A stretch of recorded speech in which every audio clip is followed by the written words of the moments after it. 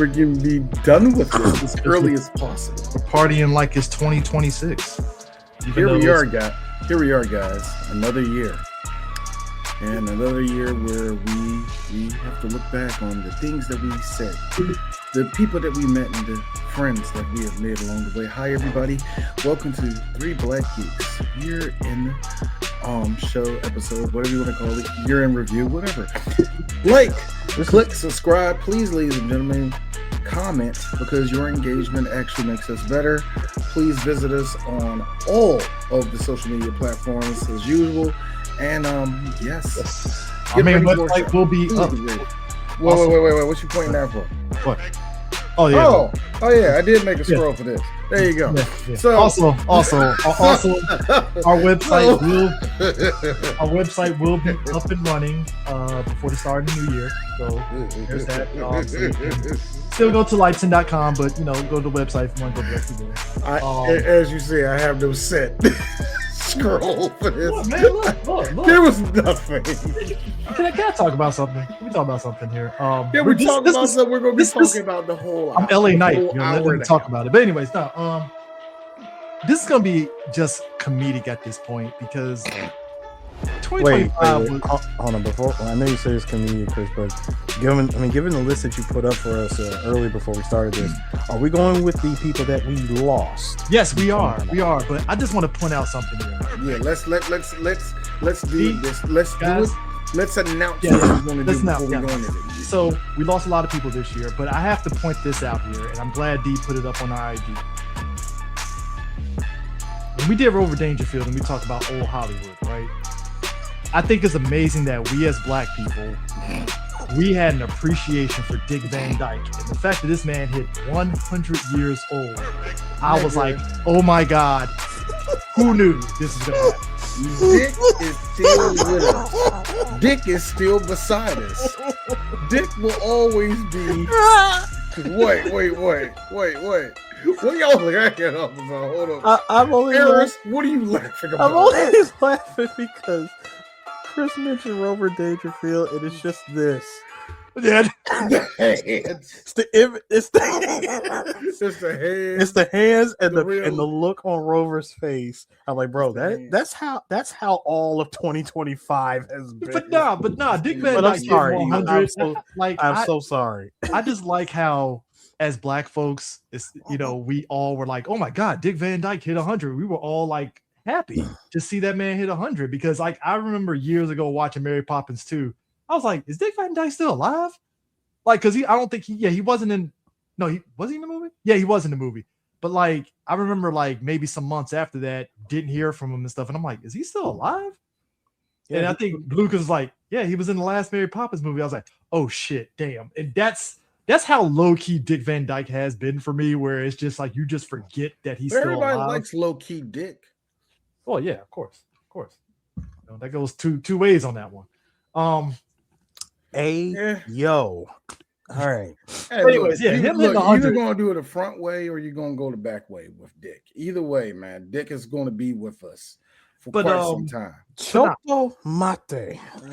Harris, I don't want to stop the Dick, because if we stop the Dick, then there will be no more Dick for us to distribute to other people. We must teach the children. I won't finish that. I want to finish it so much, but I won't. 100 years of Dick is just crazy. I'm just saying, man. Most people can only take Dick for so long. Most Dicks go out around about in their 60s. A lot of them don't make it to 100. If you give 100 years of solid Dick, it's something to aspire to, in my opinion. In D's opinion, it's something to aspire to. That's all I'm saying. Now that we got the jokes out the way, Dick Van Dyke. Yeah. I'm just gonna say, look, Dick, listen to me. A stiff breeze can probably take you out, so I'm gonna need you to stay in the house. I will say this though, or open a sporting goods store. I told my wait a minute, wait, stop, shut the fuck up. What watermelon? What? You heard me, sir. I mean, look. They own Foot Locker. Yeah, I learned that this year. But to hit 100, like my wife observed the fact that like I've been around, especially in my family, like around a lot of older people. And I'm blessed to be around my see my great grandparents before they pass and all that stuff. So when you see somebody that hits the upper echelon, especially like my great grandmother, she died at like 100. That's something that you're like, damn, I wish I can live to 100 or 105 or some shit. Like that's Well, Chris, that's something to go for, and that's something I can announce too. My grandmother will be 92. Jeez, next year. That's crazy. My grandmother, and I told myself, is she a spry 92-year-old? Like, can she walk? Moving? Yeah, that's saying, is she moving within reason? Like, Hey, Chris, my grandmama 90, and she's not in a wheelchair. Don't make me describe more of it. You know what? No. You just said it, and maybe Sue could contest to this. You see an old person and they hit their 90s and they're not in a wheelchair. That's a miracle in and of itself. Yeah, I'm sorry, you're still walking. To find one in their 90s and they're not, they're not the one sitting in the chair like Evelyn in Resident Evil 7. Yeah. Bonus points if they can actually drive competently. Chris, that's not going to happen, and you fucking knowing it. Hey. I've seen older people, maybe not on the highways, but just on those small pure streets. opinion. If you are 80 years old and you still driving a car, you need to be arrested. I'm just going to be honest with you. You're not going to spend no time in jail. We're just going to put handcuffs on you, get you off the goddamn road. Sir, Gladys needs to get to Safeway, all right? How else is she Gladys then Gladys can call her grandson, her great nephew, somebody, or her sister, or her youngest sister Gertrude, and that nice 50-year-old black man. Hey, Mr. Rob. Oh, how you doing, Miss Glad? Hey, you need some help with that? I got you. Help with the bags. You know how black people are. We'll do that naturally. Yeah. If you don't call us nigger. I look, white people. I'm gonna tip you up on game with black folk because you beat us for 400 years. If you act nicely to nigger, let's just say, if you ask black folk nicely, we'll do whatever you tell us to do. Have you ever noticed that, white people? If you just act like civilized person, hey, James, I need help with this. I can help you. If you say, hey, James, get your coon ass over here and help me out. My precious lily white hands cannot do this. We were with you for the first. We were with you for the first three words, and then you said "coon," and it just killed the mode right there. That's what I'm saying. White people, why do y'all do that? We will help you because because y'all beat subservience into us this much.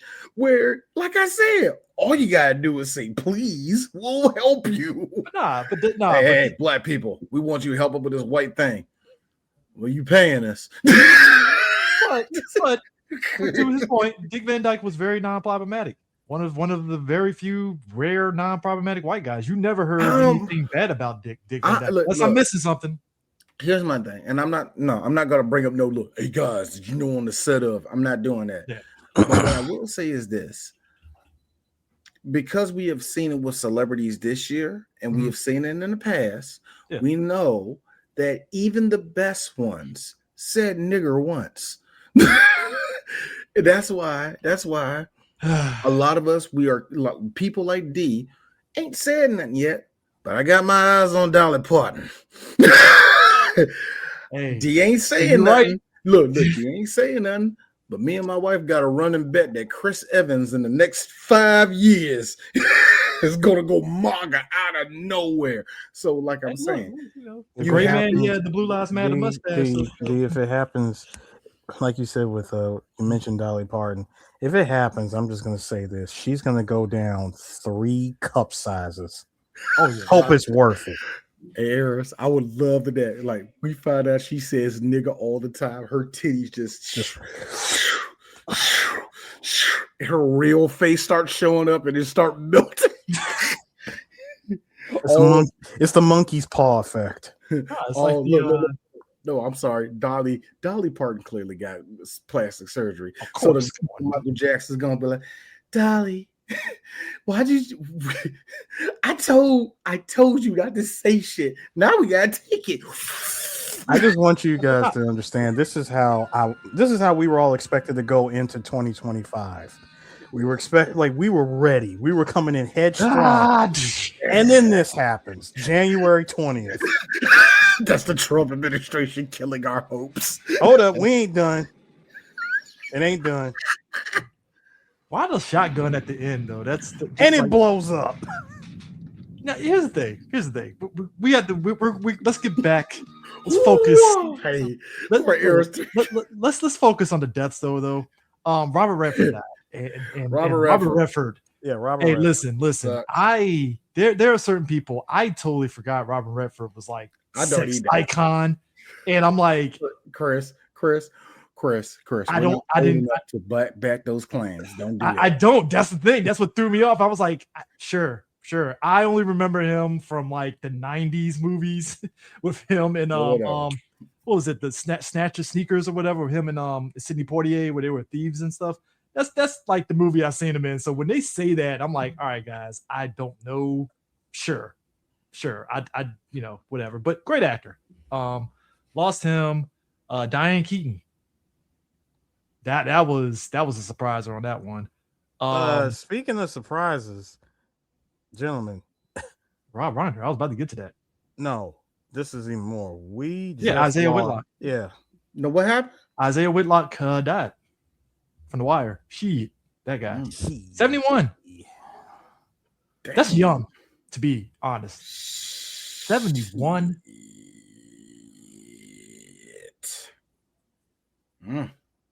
Which is ironic. Yeah, it was right in there. Yeah, thank you, Brian. Yeah. I looked at that twice and kept going, and I didn't look.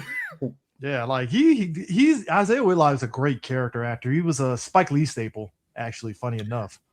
We say great. I can only remember him in 2 movies. No, here's the thing. Outside The Wire, I would forget that nigga even lived. Here's the thing. When you see him in stuff like, when you see him in the Spike Lee movies, you see him in like bit roles and like television, like drama and all that stuff.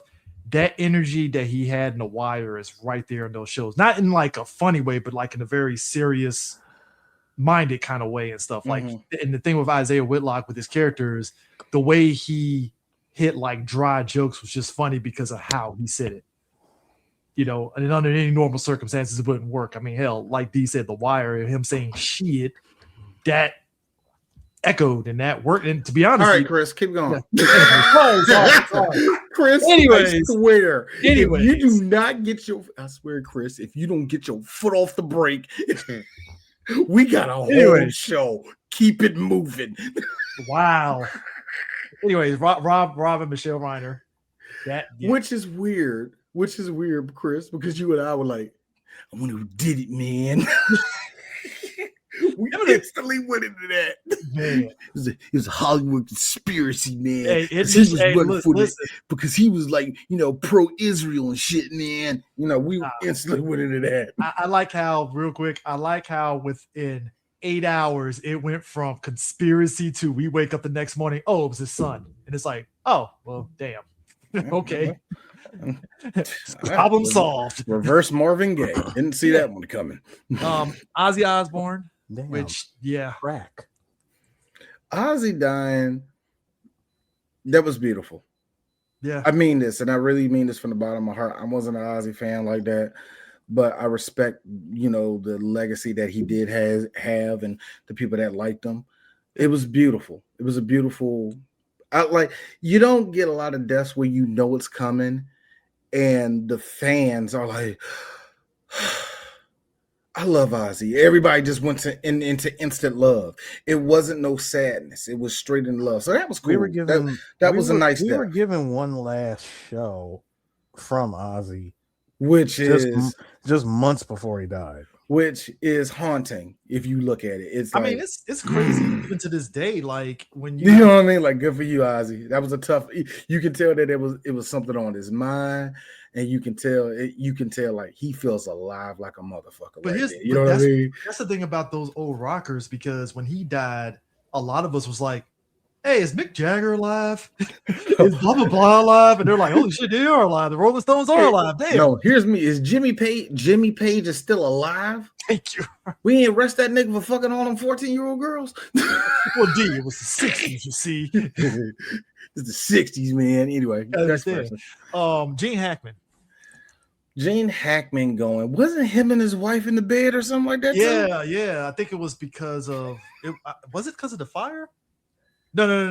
No, it was something. They were alive. The dogs were alive. They were dead. The dogs were alive. The dogs is what tipped off people like, hey, check the Hackman house, and boom, him and his wife are dead. And it's like, oh, damn.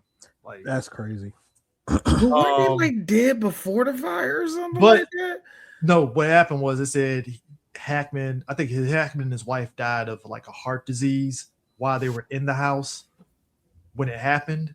And yeah, that's but Val Kilmer lost him, which I thought that was last year. I swear to you. I swear. I hate to say that like that, but you're right. Yeah. It's like, God, he did go this year. Which is wild because Top Gun Maverick, he had his moment in that movie, and his character died. So. It was Top Gun Maverick, and there was I think there was like official talks that Heat 2. It's his character. Where's his character going to be at? And I'm like, well, if his character's in the movie, then what? He's going to be mostly silent. Yeah, barely really talking, groggy. whispering. Like I highly doubt he would be saying anything. D'Angelo. D'Angelo was very interesting because this was another one of those. This was much like Ozzy, where there was this pouring of love to his family and everybody else that was shocked about it. It was the same feeling happened where it's like this nigga was brilliant. He had all this beautiful music, this, that, and the other, and it was, it was awesome, And of course, the year before, Angie went. You know what I mean? So we lost the heart and soul right there. Angie Stone. Yeah, and that was, they were divorced for years, but they had a son together. They were still nice to each other. They still toured with each other a couple times. You know what I mean? They just didn't work as a couple, and that was still beautiful. They still had love for each other. Yeah, and of course, your favorite cousin and your everybody's favorite cousin in your family was like, see, they killed D'Angelo because he knew something that the government was trying. Like, D'Angelo, I say this as a nigga that loves D'Angelo and Angie Stone. Both of them niggas is on the chitlin circuit. What did they know that the government was like, kill them niggas? Think about shit before y'all talk. Wait, but you're trying to say R&B music cures cancer? Is that what that was? That's what R&B music about to buy NBC. That's y'all got understand. Like D'Angelo found the second coming of Dr. Sebi. Right. Oh God, man. But, this next one, it hit me because no way. I'm a kid of that era. Michelle Trachtenberg died. Michelle Trachtenberg was out of nowhere. Like, wow. Yeah, to find out I think it was pills. I was like, oh damn, like suicide, like fuck.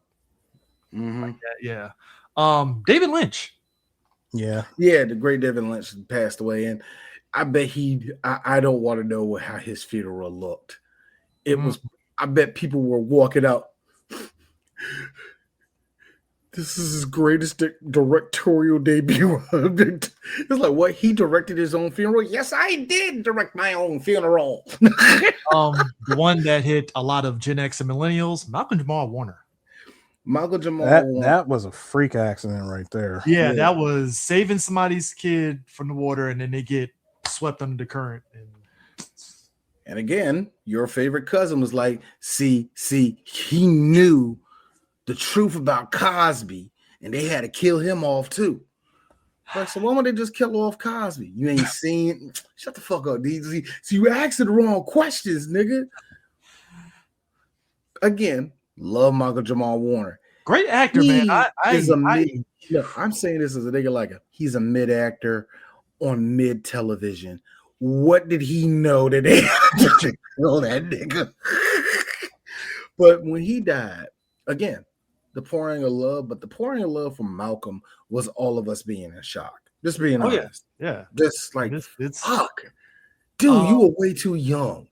Because I really legit thought Malcolm was going to I hate saying it like that. I thought he was going to die when I go, like, you know, like in my 90s and shit. Yeah. Like, I thought he was going to be here for a minute. Because this is our wheelhouse. Voice actor Jonathan Josh, who voiced John Redcorn in King of the Hill, died. Oh, yes. Which the revival, tragically, really good. He really good. Died so tragically. Oh, yeah. Yeah. First off, I didn't know he was gay. Second of all, you were being threatened constantly. And third, you were killed, like what Dave Chappelle said, you were killed by a nobody. Thank you. That's the crazy part. You were out there defending you and your husband, and you were killed by a nobody. That was sad, man. Yeah. And Jared Redcorn passed away, man. Yeah, at least they got the murderer and they got. I'm glad they did. I'm glad all that was nipped in the bud. But it was like, I hope, and I really do mean this. I'm not a gay person, man, but I really hope something blooms from that. Legit, you know what I mean? I really hope something beautiful comes from all that bullshit, bro. Anna Burrell, she was like a Food Network lady from a lot of those shows. She died. My wife was devastated because when I told her, she was like, "What?" And then when we found out days later, suicide. Thank you. That was the one that everybody was like, what? And I mean, that's a theme, honestly, this year with some of these deaths, because people are just like, you don't know what's going through somebody's head. Just because, I mean, I think a lot of us learned that lesson with Robin Williams, right? So at this point, it's like we can be shocked at his suicide, but at the same time, when you see the nature of whatever person's going through, you know. And you know, and of course, you're sitting there trying to figure out, why did my favorite celebrity go like that? Me and my wife are doing. We're sitting there like, well, she seemed happy. Well, she was teaching people, and it's like no, it's more. Of course, it's more than that. What goes on when the cameras turn off? You know how. Which goes into Audrey Plaza's husband, Jeff Baena. He died hung himself. Which was wow. Yeah.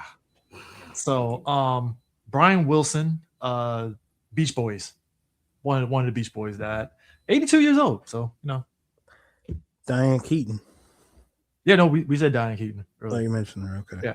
Yeah. James Rassone from The Wire. He was Ziggy in The Wire. Died. That was recent. Hulk Hogan. Habibi firebombing got a missile tuck. If them robbers come through, then I guarantee they give it up. Lifestyle huge, this basic bitch, she in the little stuff. I hate saying this, and I really hope this doesn't. I really hope nobody says this about me when I pass. Yeah. But I can watch that motherfucker die 4 more times. I'm on fire, brother. Boy, what I tell you, Hulk Hogan leaving this earth was something, and I really hate this. I hate this. Yeah. Deep down, I hate this. We all couldn't wait for the day. And when he went, the way we reacted was hilarious. Yeah, the jokes are flying. Do not get it twisted. The jokes are flying. Boy, that was a solid week. Black and white was. Hey, listen, folks. Hogan, man. Hey, we're doing a Wrestle Corner episode talking about Hulk Hogan, and I think that's going to be a very fun episode when we do it, because I think it's definitely worthy of talking about it. But you know, we'll wait there. But Hogan's death really, that drew a big line with a lot of people in wrestling and with generations of people, because this was the weird line for millennials, because a bunch of us you were either, come on, man, I'm a real American, or voodoo, or you were heiress. Hey, D, I'm going down the street, man. I'm going down to the wharf. You don't eat fish, right? No, I don't. But still, I got a question. Now, my wife is coming over. She is. So anyway, we didn't even talk about it. No, it was more of, I got different flavors. I got different flavors of moisturizer. Like, which one y'all? All I'm saying is, for a brief moment, Voodoo Child played in my head, because, hey, real America, but ain't touching Voodoo Child Hulk Hogan. But after that, it was like, all right, I'm done. You just click it off like immediately. Yeah. Slash Stone. You muted. I was saying Slash Stone. Oh, Slash Stone. Yeah, Slash Stone died. Giorgio Armani died. Yep. That was a big thing. Brian Wilson. Yeah, Brian Wilson. Dick Cheney. Oh man, Dick Cheney, that was woo. The one Marshawn that got away. Nealon. I was gonna say the one that got away, basically. Habibi firebombing got a missile touch.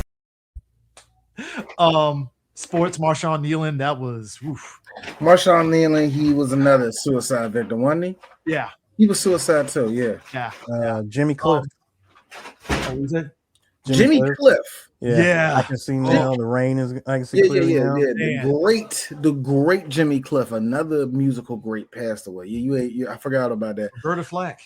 Robert, it was this year. Yeah, Roberta Flack was this George year. Foreman this year. Me and D talked about on Wrestle Corner earlier this year. George Foreman. That was one that was like, holy shit. Like George Foreman, and not too long ago, I finally watched the wholesome Christian George Foreman movie. And it ain't the greatest thing in the world, but it's at the end. I was like, if I was a counselor at a church, I would definitely play this. for our older lady audience, Anthony Geary died. You know, Luke from General Hospital. Boy, wifey, my wifey was like, no. Like, I saw some Gen X. Angie would have had you rolling, Chris. Luke died. Here's me. Uncle Luke. No, D. Luke. Here's me. Oh, Luke and Laura, General Hospital. Oh my God. Boo. I'm so sorry. Everybody here's me. I'm so sorry.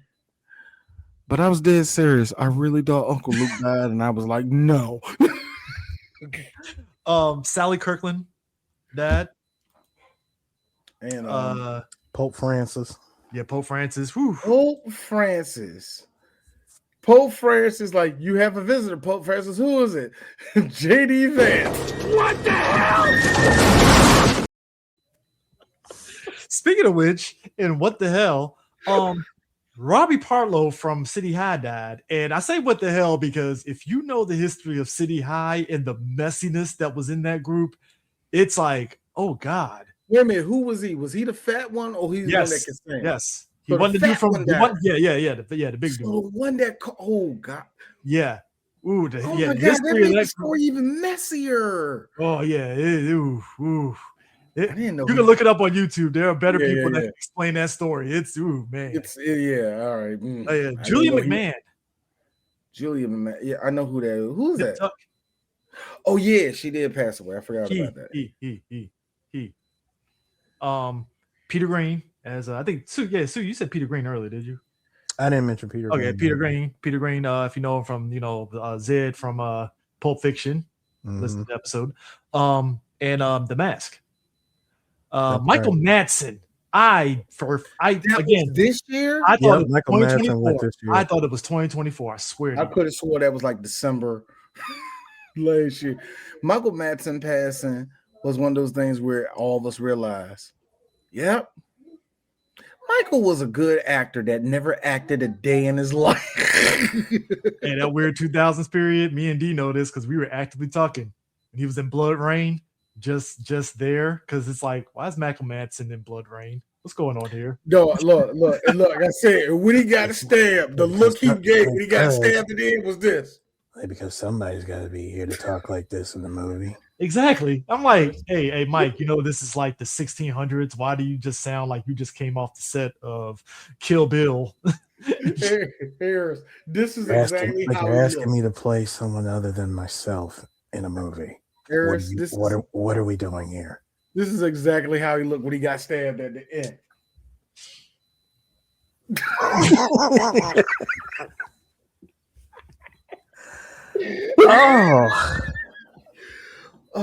Rest in peace. Rest in peace, Michael Madsen. Carrie, your sister still looks hot. I'm actually shocked. She's a nice one. I'm sorry. Anyway, we lost a legend in these streets. Carrie Hiroyuki Tagawa, Shane Song. Yes. Okay. That ooh man, that one hurt. That hurt. Mainly because I went to Urban Action Showcase this year, 30th anniversary Mortal Kombat. He was supposed to be there, apparently, couldn't for whatever reason. So 3 months later, this happens. I'm like, damn, was he like sick and just couldn't make it? Like that's probably what happened. So Yeah, that was one that hit everybody. Kenneth Coley died. I believe he was one of the admirals in there. Who was it? Damn, I just had it. Renee Victor died. Loretta Swift. And yeah, I think that's it. Unless I'm missing something. Well, yeah. I'm gonna mention one. This is more so of our circle being in the YouTube space, streaming space, and all that. And again, people, please check in on your friends and family because we lost Lamar Wilson. The guy was only 7 years older than us. He was only 48. So here's the thing. Like, I think there's something to be said about how like certain things trigger your nostalgia. So for me and Eris, like we were regulars of Pocket Change down in Waldorf, and Lamar was him, Justin, us, Sean, the rest of the crew and stuff. Like we were all regulars inside St. Charles Town Center, like on the regular. We just poke into people's jobs, people working at Funko Land, working at GameStop and working at arcade and stuff. All of us hung around each other that much. And like when I heard he died, I was like, damn, like no, that was our friend Kyle. Oh, I thought, no, I'm talking about the YouTube. Oh shit! I'm thinking, yeah, my bad. I am so sorry. Maryland, and I didn't know it. I was about to say, Eric's that niggas from Maryland. I didn't know it. My bad. Chris, for two, I got the name spliced. He went to Pocket Change too. I got it spliced. I got it spliced. My bad. No, but Lamar, Lamar Wilson. No, but in all seriousness, like we lost Lamar Wilson, and like when I heard that he was gone, I'm like, dude, I just saw like the last video he posted was like a month before he passed. Because he stopped doing regular YouTube videos and he was only doing shorts. And then prior to that, he did one last video with Dashy. He was from that era of YouTube when it was fun. Yeah, he was from the fun era, the real fun era of YouTube. I think that's the scariest thing because I knew he was always around, you know what I mean? But I can only imagine how that feels because it happened. I think it happens pretty much everybody at least once when there's somebody who's a creator and they die and everything just stops right there and there's nothing but what that last person did, you know what I mean? And you know what I'm saying? And it gives an eerie feeling to even the videos and all that. Before we all found out he was like a rapist, we said this about Jew Wario. Was like, wow, that was his last video. You know what I mean? And it just blew our mind how that stuff happens. It always happens. It's a very sudden thing. So yeah, man. And so when you put it up, I was like, ain't that the tech nigga? Yeah. click. Oh my God. What are you like? 48. Yeah. So it throws you off. And but also, there is. But go ahead, Harris. Go ahead. No, you go ahead and say your last part. I was going to mention someone else. No, go ahead, Mr. Other person. So the other person, to anybody in the cosplay community, we lost very young face, Ash. Yeah, that oof, man. Like you hate to see it. You really hate to see it, and you really hate what comes after. Barely what comes after, and by that I mean just the stupid stuff that came up after that. After the death. I find it funny. Like, the fact that certain people in our circle was getting attacked, and I'm like, y'all taking this moment. The girl just passed. Body ain't even cold yet. Thank you. That's the part right there. And because you have to make it about yourself. You really do. Eris, what are you? You have to make it about yourself. Come on, quit being an asshole and be selfish. No. You're telling me to stop being a cosplayer that thinks I'm better than everybody. That's how all of them look. All right, let me get some of that off my chest. I'm not going to take long, I promise, because I want to get to the next subject. But only thing I have to say about what happened to Ash was I'm not a fan of a lot of cosplayers. I'm really not. I actually think a lot of cosplayers are kind of self-centered, and they kind of have this weird thing about them. They're like the drama kids that like rubbing on each other. They're one of them people to me. You know what I mean? If not that, you fuck everything. Seriously, sex, whatever. You're a whore. I don't like a lot of y'all, but when I hear something happens in y'all community, and it's because y'all right beside my community, so when something tragic like this happens, you know, I send my condolences. That's very sad what happened to Ash. You know, it really would. It is, especially she had a support system and everything, and you still kind of fucking, you still kill yourself. That sucks. The fact that it didn't take hours for all of you assholes to make it about yourself is what pissed me off, because I see this behavior from all of you on a daily basis. And I mean this from the bottom of my heart. I see a lot of good people, and I'm going to say his name, Hellspawn. You're doing all you can, nigga. You know you got my support. But I mean this, and you already know. The cosplay community has always been trash. It always will be trash, because tragedies like this has proven to me that nothing will change, because we have had how many young Black people, women and men, that kill themselves within this community, and the community finds a way to put themselves on the cross and start blaming everybody else. And then when they're done blaming everybody else, they start fucking over each other. And I have to see that every single time a death, a controversy, everything comes up. It's the same bullshit.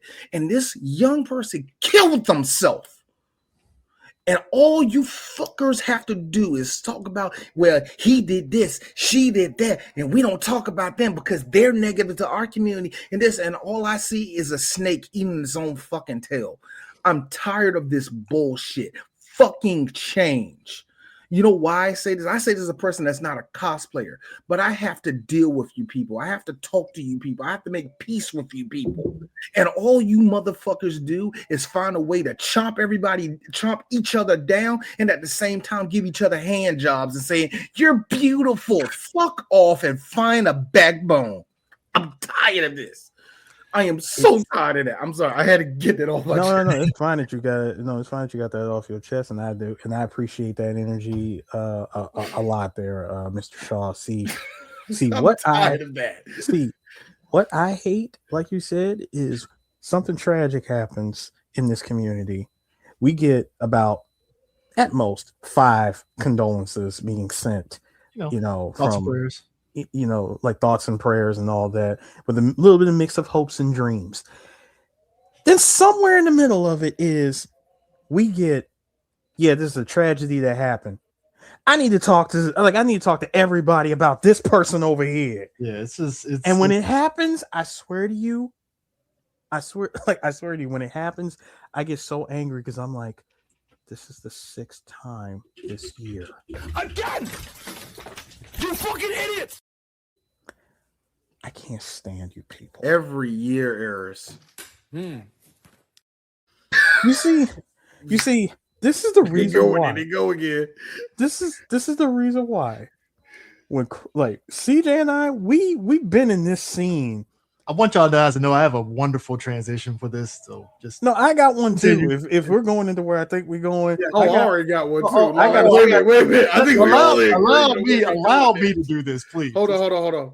But no, what I was saying is, we've been in this scene for far too long, and we've watched the growth and deterioration happen at the same time. So guys, so Sue, what you're saying is that counting or not counting gang violence.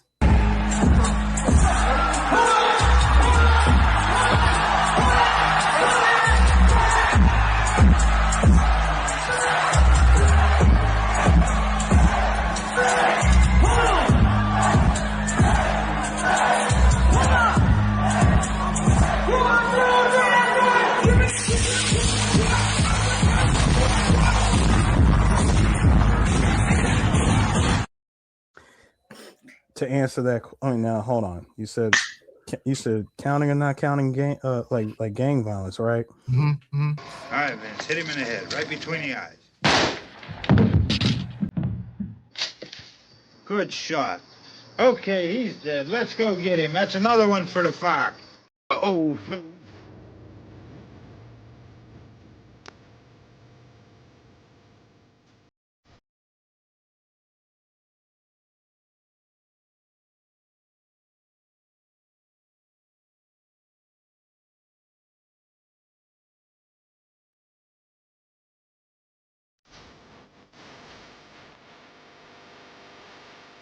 Oh my God.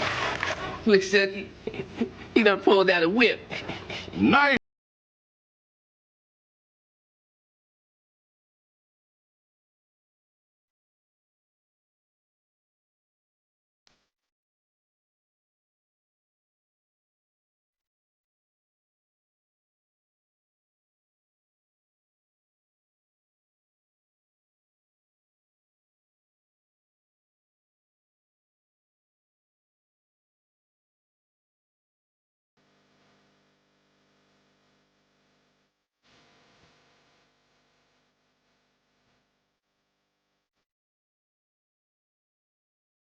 When's we gonna be free?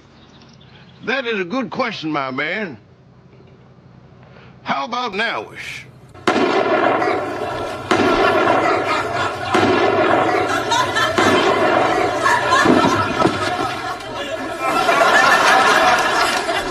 Apparently shooting is a racist piece of shit is only funny to 3 black geeks and nobody else. If I could, I'd do it every episode.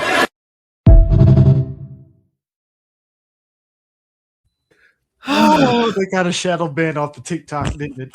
Oh, no, we did not get shadow banned at all for it. The bullets we ducked because so many people found this to be hilarious. We ducked a lot of shadow. I think I got shadow. I think we did get shadow banned off of TikTok, but not for Charlie Kirk. Yeah, here's the thing. I just want people to understand there are certain things in life we all celebrated, right? Don't worry, Eris. Look. I'm giving us 17 minutes on this. Go. What I'm saying is, we celebrate killing Hitler. We were like, yeah, like it was the end of Return of the Jedi and shit. And then, Reagan died, and we were like, yes, celebrations out on the street. George Bush Sr. died, and we were like, hell yeah. And then, Charlie Kirk died. And you would have thought it was the same situation as if Hitler died. The jokes that were flying. I'm going to say this. And it came out of nowhere. It went from, are we being punked right now? Because literally 3 months earlier, Trump faked a fucking assassination and did the fucking Black Power fist and shit as he was holding his ear and shit. So we're like, all right, it's probably some other bullshit. And then all of a sudden it's like, he got shot? Oh my God. And in the video, and I think me and you said it, he did. He did. That you did. When I saw the video, because it made these niggas out here snitching. They hit the rat pack. Hit them with a chopper, that's a rat trap. Hit them on a trash bag in the interstate.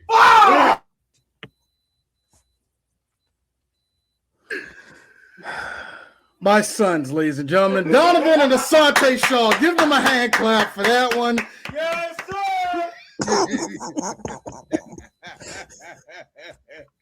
I had to. I'm sorry. Continue. That nigga getting locked up.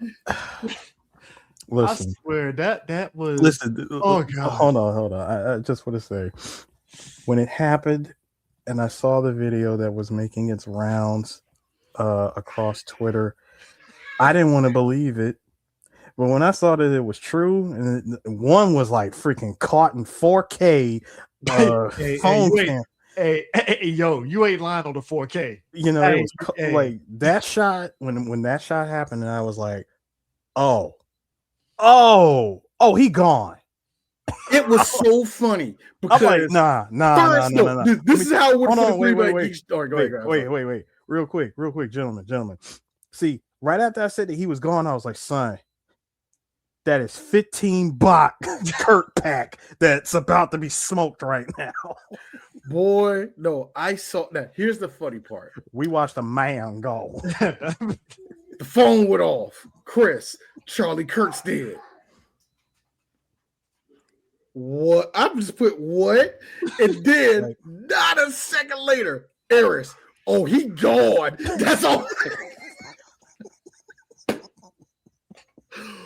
Boy, and what got me was the last question. Counting or not counting or not counting gang violence. All right.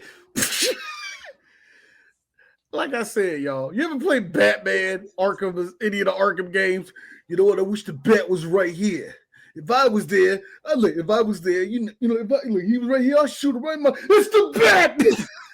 That's what God did. No. If you really want to do it, if you really want to do the Arkham verse, it's more like this: Batman hearing like random goons saying, "Yeah, I wish the bat was here. Like he was here, I'd break his legs." Batman standing behind a concrete wall, spraying the explosive like liquid, right? Then he'll go away about a good 5 yards, and you can still hear them talking trash. Detonate, like if the bat was here. Like the one I like is when you're underneath them. It's like, yeah, so we got the plan, right? As soon as the bat shows up, you hop up, knock that nigga out instantly. That's so bad.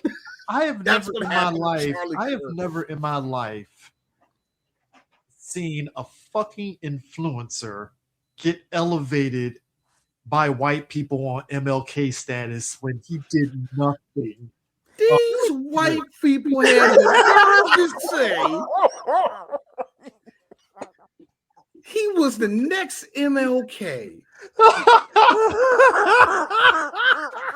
Yes, I know. This picture is stops in mid-stroke. You tell me. No way. No.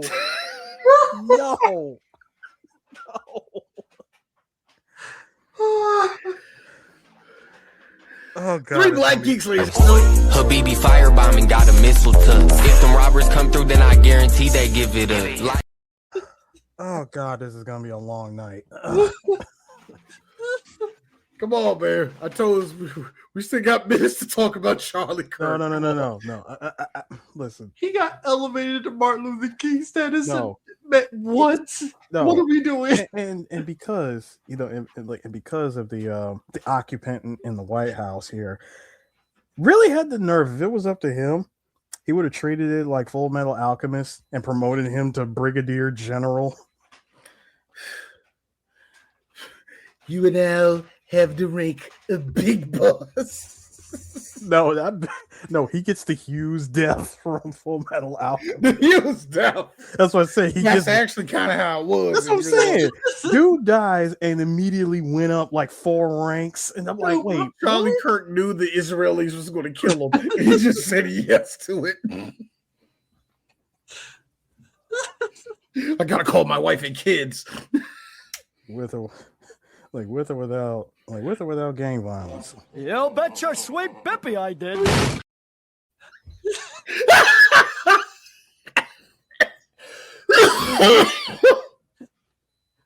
All I'm saying is the most infamous last words ever this year. Oh my! I to see this guy who.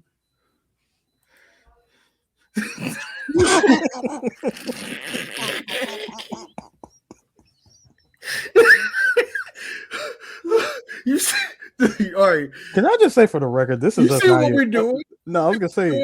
I was just gonna say this for a whole show. I was just going to say, gentlemen, you see what we're doing? This is us not even trying.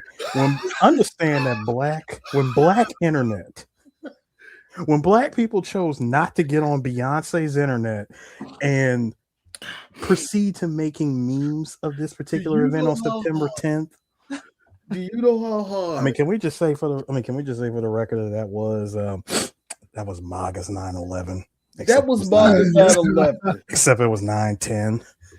I mean, they were really. Here's the thing, white people. Here's the thing. He's not Martin Luther King.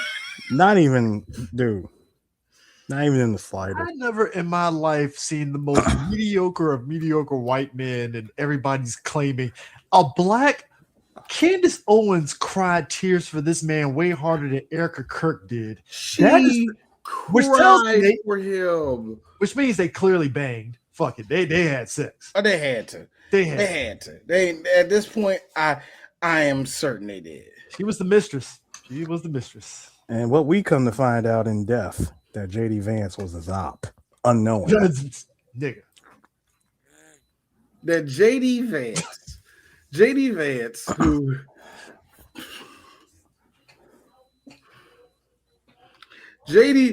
look, here's my thing. I'm just saying, when you have I that, died, guys, when you have that I die wait, for real something that I believe in, and my wife goes to the smallest dick person that you know and hugs him on stage, and he grabs cheeks, let me know.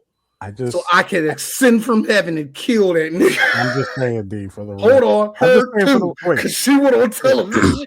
Wait, I'm just saying for the record, when you had that much porcelain thigh meat next to JD Vance during that hug, I'm like, hey, listen. Everybody was saying non-existent ass. Hey, everybody was and saying held on tight. Everybody was like, "Oh, poor Usha Vance," and somebody was like, "Oh no!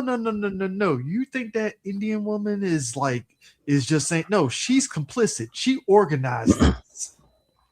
Somebody was like, she organized it. Oh, I can't believe that Erica Kirk and JD Vance. And I'm like, yeah, his wife is going to definitely let him do that shit.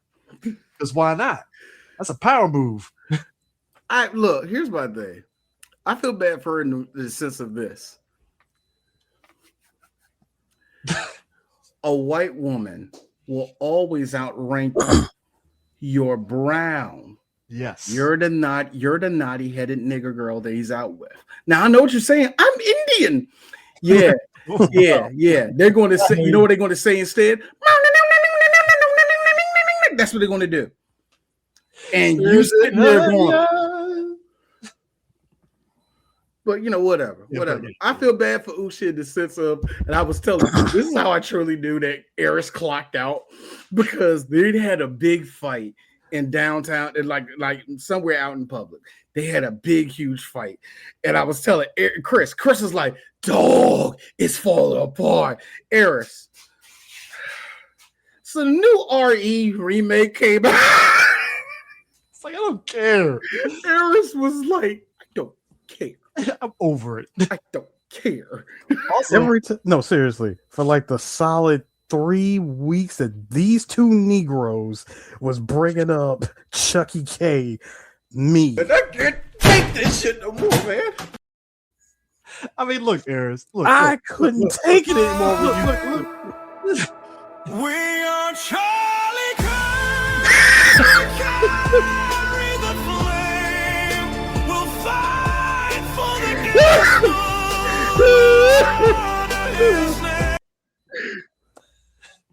I am going to throw. I think I just gave my computer a virus. I'm going to put up so much grifter content. All I'm saying is, look, Eris. At this point, everything's grifter content. Look, Sue. Did you guys just love how Charlie Kirk died? And all of a sudden, all the mediocre white guys with a podcast mic was like, I gotta fill the fucking void now. And I'm like, really? That's who you're aspiring to? That? Slow down. My favorite ones were the ones that were crying. Those were my favorite ones. You're mediocre, but you're not mediocre enough. You're aspiring.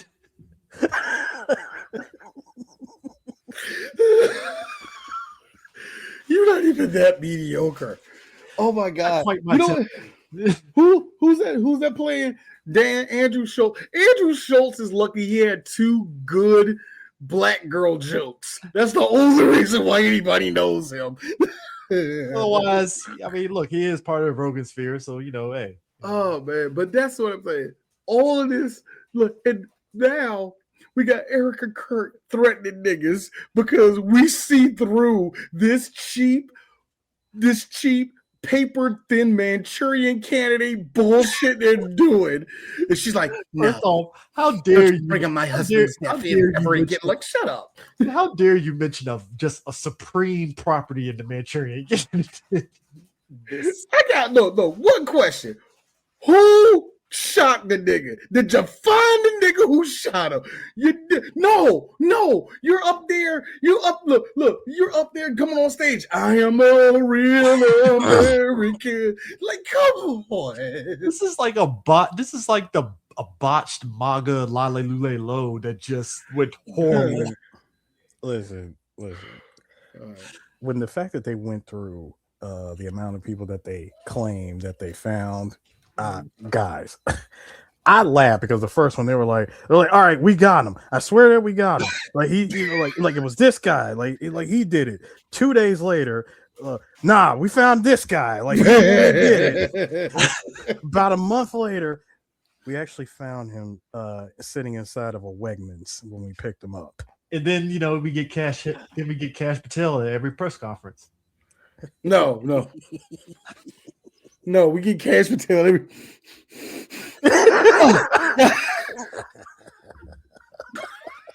I wanted to do that the whole time. I can't hold it actually. All that nigga is high on coke. I like how this nigga looks. I like how he looks like he doesn't know what he's doing, and he's like he always has the look like he is out of his depth, and I love it. You want to know why? It's because every time he has to, dip into the government funding to impress his 22-year-old girlfriend, and this is them. So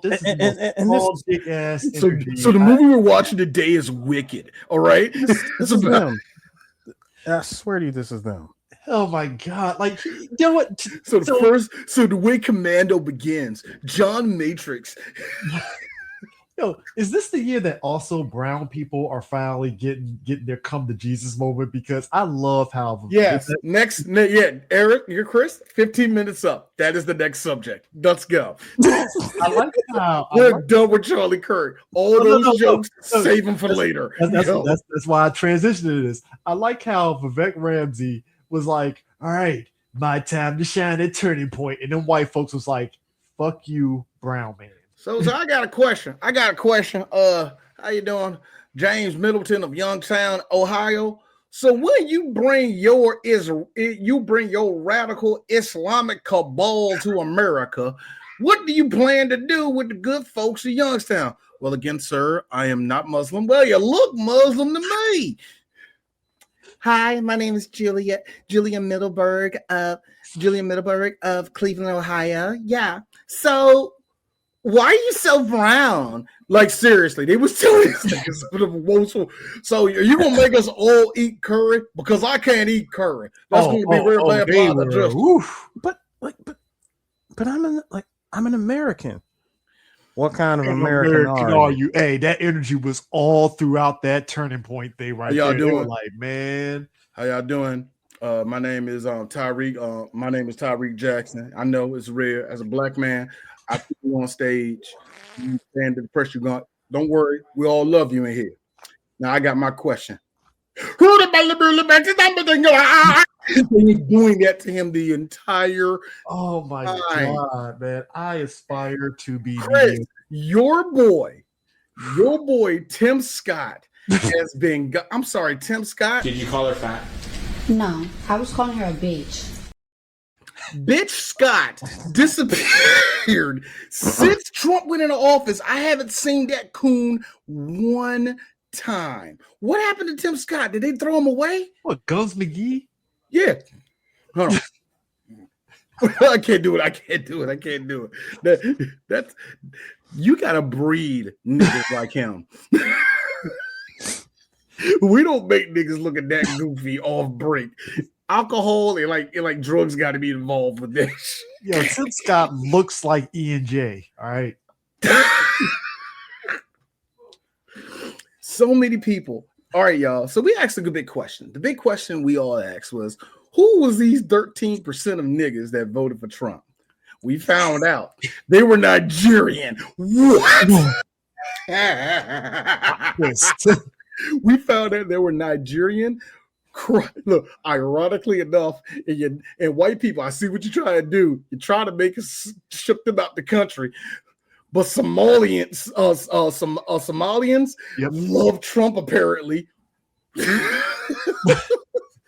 very confusing times. We're finding out all the niggers who voted for Trump. Of course, it's your cousin and them that know nothing about politics. But when you find out it's all of these foreign brown people that look like us, have noses like us, don't have names like us, though. When we find out is that they really think that they're going to be included on the Ferris wheel. That's what makes me laugh. And Eris, in the words of your hero, Eris, and it keeps getting funnier every single time I see it. And every last one of them getting snatched, another one gone by ice. I sit back and I look at them. What's up, baby? Talk that shit now. Dog. Now I will say, listen, I will give some Latin people this.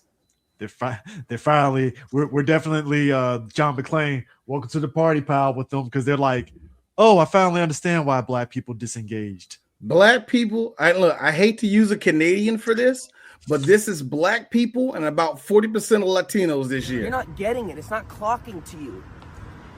It's not clocking to you that I'm standing on business, is it? I hate to use a white Canadian to make that point, but that's black people. You're not getting it. We're standing on business. We're not doing nothing. Yo. Meanwhile, the rest of them that are not like us, they really going about this whole thing of voting for them and thinking that everything is going to be all sunshine, rainbows, and nooses. No risk, no reward. Hey, listen. Hey, it's so far. I got to give it to the Trump administration. You miss all the shots you don't take, and they have been taking every shot in the Latino community. Understand something here. This is why I say this is not revisionist history here. This is excellent transition. Ice, right? I will. Stairs and Scarface.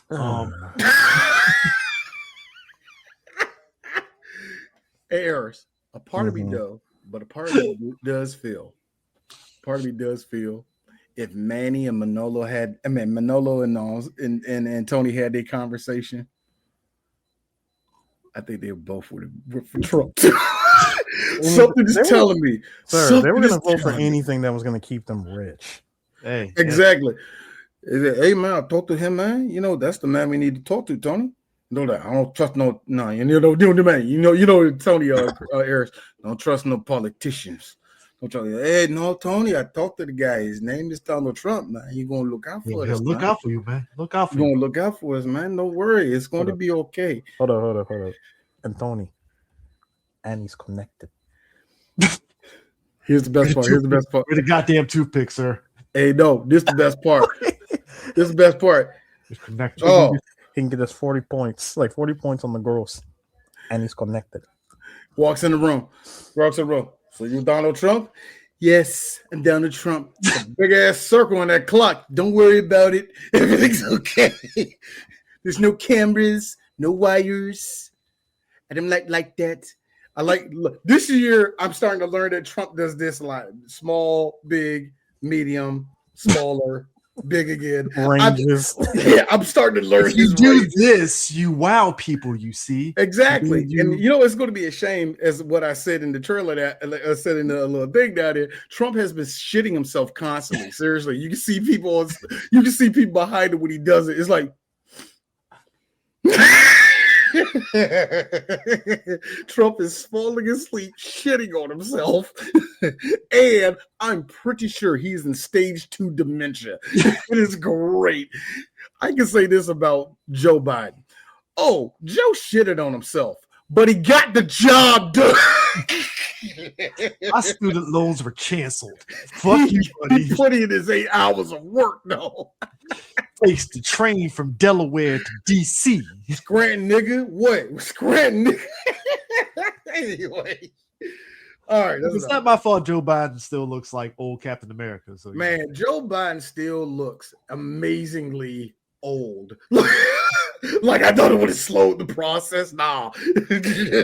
I just get some IV in my arm and then boom. And it's also great to learn that all all black folk ain't skin folk. All skin folk ain't kin folk. That man. The reason why I say that is this. I have to quickly say this and get it off my chest because me and Eris are kind of like this nigga. Barack Hussein Obama was like, yeah, Joe, I really think we need to do a you know, I don't know, like a primary, something. It's not enough time. Not enough time. Put them all in there. Yeah, cool. Barack, you ain't going for me, bitch. I don't like you. Like, for real, you can to know that Obama was like, nigga, what? We gonna lose, bro. To know that Obama saw the writing on the wall, he was like, hey, we are doing all this wrong, y'all. Now, Joe, just give it a month and a half. Can you do that for me? We just need you to get across the finish line. You can still beat him. Nah, can't do it.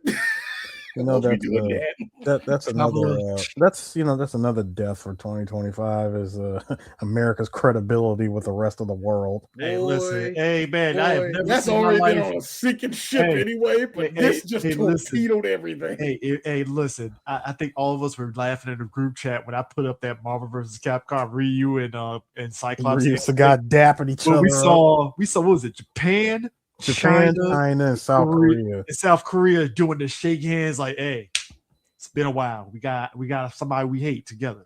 Let's do this. Differences set aside. Let's set this aside right now. You know how bad you fucked up to get those three countries allied in that moment? That trust and believe.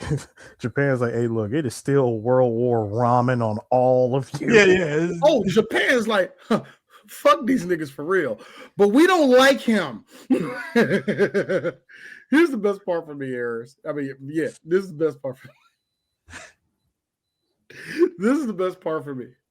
America has truly become the nigga you don't give your lighter to. I cannot believe that we have become that, Joe. If you are a smoker and you like, hey, you got a lighter? Hey, here you go. Man, where the fuck my light at, man? I gave it back to you, man. Hey, I ain't got it, man. Look. America has become that person. You do not give them the lighter. The country's officially become that person that you don't pass the aux cord to. You don't actually know what? No. I'm gonna respect America enough. Wow. America, no. Fair point. Oh my God, that was a duck hunt shot. I was at the end, Eris. I was on the edge of the screen. Pow! You caught me. I wasn't ready for that. That's why. Like, niggas like, why? This is simple. Why? All right. That was that Avon. That was that Avon for the wire when he had. I think why? Yeah. It was a stringer. No. America. Like my ass told you, like brother moves on that question. Like all bad friends, America is only probably good for two things. You can pass an hardcore. He good with that. Don't tell him to drive the car. Don't tell him to go. Hey man, go over there and give me. Don't tell him to go get you a soda. You make he's sure one of them friends. Now you make sure that he sits in the back seat. Hey man, look exactly. Look, get him the aux cord. Can you smoke with us? Yeah. I guess. Shit. Sure, he can be there. I don't got a problem. I don't hate him that much. Because if I didn't like him, he wouldn't be in the car with me. That's what it was. But that's how America has turned into. He turned into that America, like this administration in 2025. So here we go. I'm about to make myself retarded.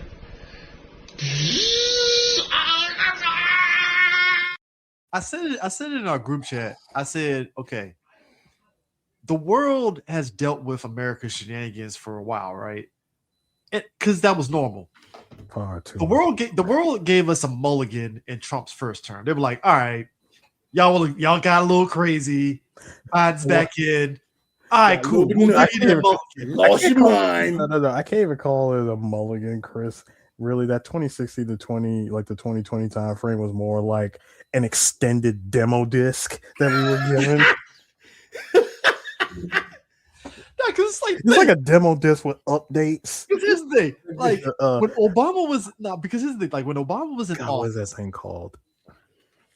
I'm trying to remember what that crap is called. No, What, demo disc?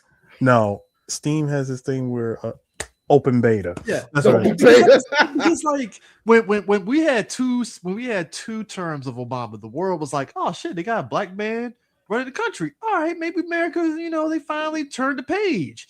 And then Trump hit, and everybody's like, whoa, what's going on? Whoa, hey, what's going on? And then boom, Biden comes in, and it was like, all right, y'all picked your goofy president. You did your funny thing. All right, cool. Biden goes in, great, and then Trump comes in. The world was like, oh, so y'all just don't care about life anymore. Y'all just don't care. Like, Chris, the term is raw dogging life. Yeah. But for me, you and I, we play Resident Evil 2 remake. Yeah. We were more so like Kendo. We were like Robert Kendo. That moment, most beautifully delivered line ever, holding up his halfway zombified daughter, going, "You're supposed to know this. It's like you're supposed to know things. How did this happen?" Yeah, all of this happened. Like I said, all of this happened because white folk. We said it last year. Yeah, all because you white folk didn't want that nigga running your country. Well, I knew the second y'all said we are the Tea Party, we were done. We were already cooked. I would say this has been probably the greatest lesson that the DNC could learn right now is if you're going to do this going forward, I don't care if you only got 30 seconds on the clock. Get a primary. No shit, man. Yo, if this was the old days. Yeah, now, well, the thing about the old days, the old days. I would say this. That's it. That has been I'm just saying. For me, that's the Democratic Party for the last 15 years. Man, okay, all we gotta do is like we did back then. See, the thing about the old days, my nigga. They the old days. Okay, y'all need to stop acting like Bodie. This is a good transition. Stop acting like Bodie for real. All right. Okay. Yeah, well. So I'm sorry, this ain't with that DC bass. Yeah, well. You knew he was about to say some shit like that. Okay. So my thing is about accountability, right? We talk about just the whole country for accountability. Yeah, we asked for accountability, right? So, like, I think for a while now, I would probably say since we all entered the workforce, we kind of saw how like things have changed in society and built up people's frustrations of what we were sold as the American dream and all that stuff and work and everything, right? So you take all those built up frustrations and you add in the retarded political bureaucracy that happens to get shit passed, where there's a ton of accountability on Democrats, that's the nature of, because they're the people of they're the party of everybody, right? But we don't see the balance of accountability for Republicans because it's like they're the retarded kid in the room that everybody knows is retarded, so there's no expectations of them. But that's because they're going. But Chris, again, this is them. You're not finding out the thing. See, you're missing this. The Republicans really base a lot of their shit off of emotions, which is one of the big reasons why they win shit, because they don't go for real facts. They want to ride your emotions. They don't even go for real solutions to real problems at all. And then on top of that, what they really do is just hype up one thing: your love of Jesus, your love of guns, your love of whatever, whatever that third thing may be. You know what I mean? In his last election, your love of seeing brown people go, that was their third one. That was their third one. You know what I'm saying? Or switch that out.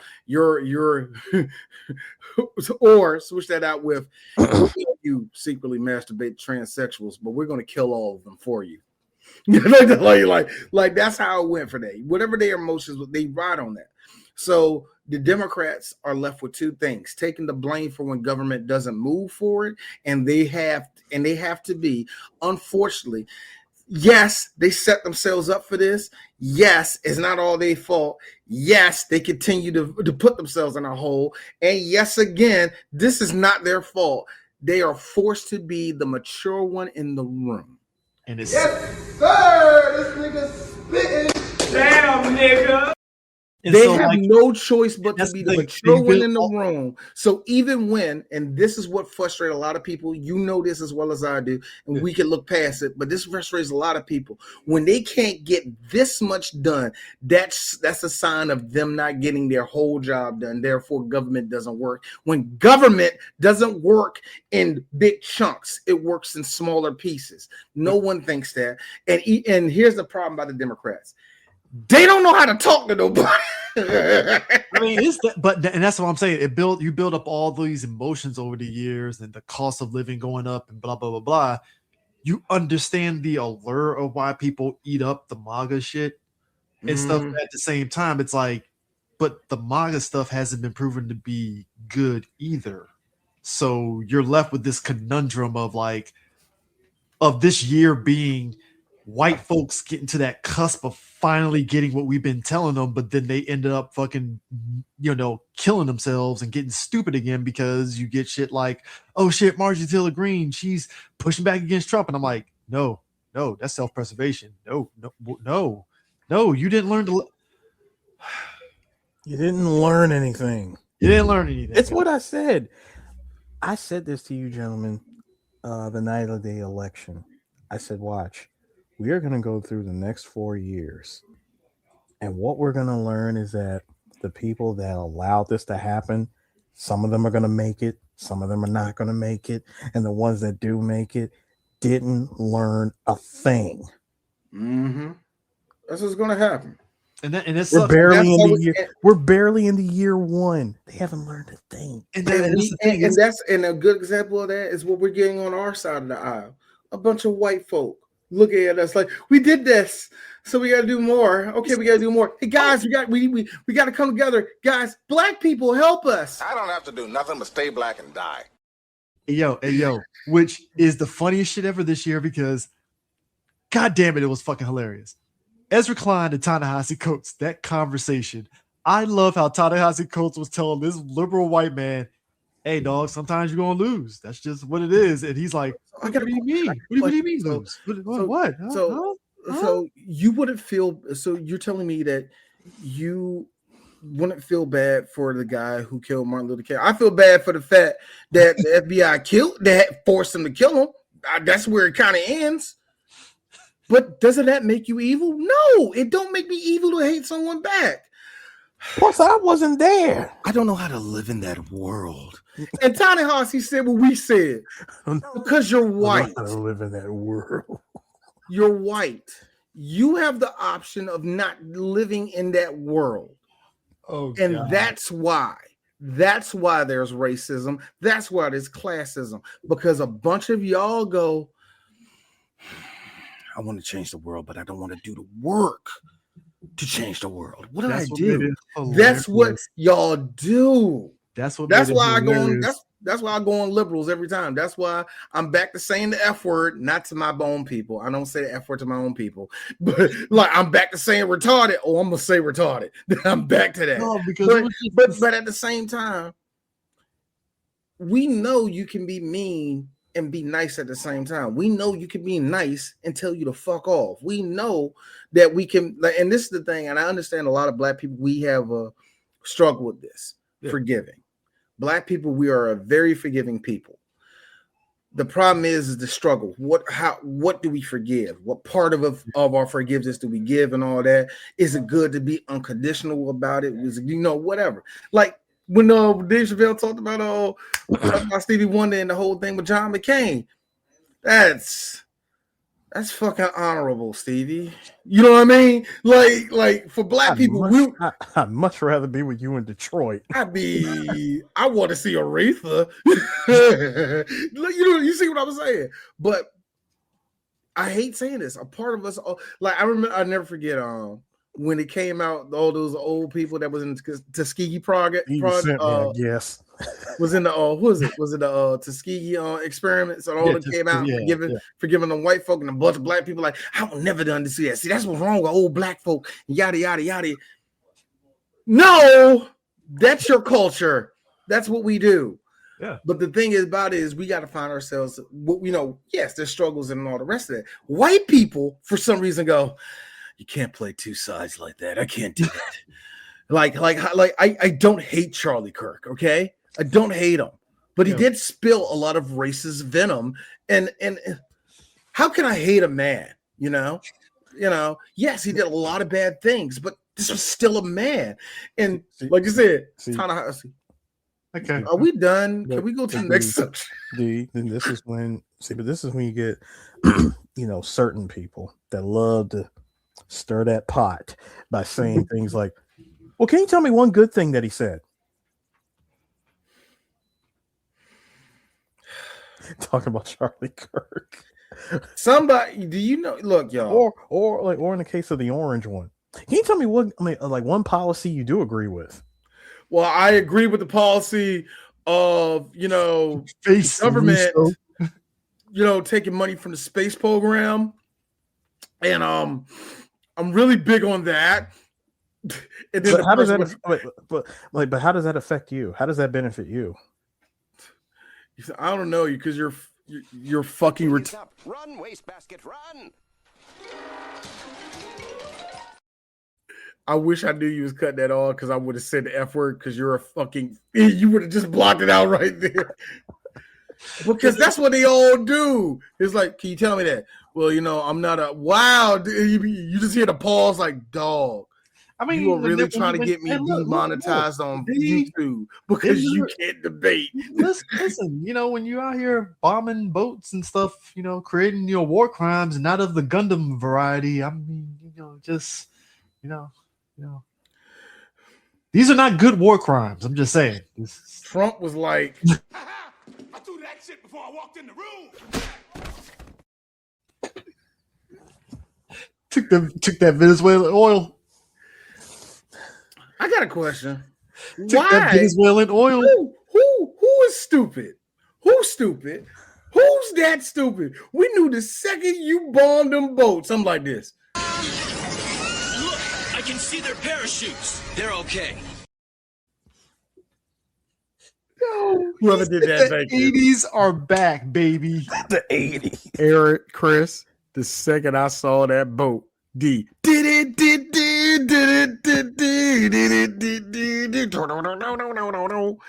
Now, here's the best thing. Okay. Shoot. Let's talk about a guy named Pete Hegseth, a guy who has never taken part in anything in the Army. I'm sorry. Yes, he did. He's a reservist, and he's a pull-up champion because he can pull up with the best of them because that's what you do. That's what you do in the Army. You do a whole bunch of RTC drills.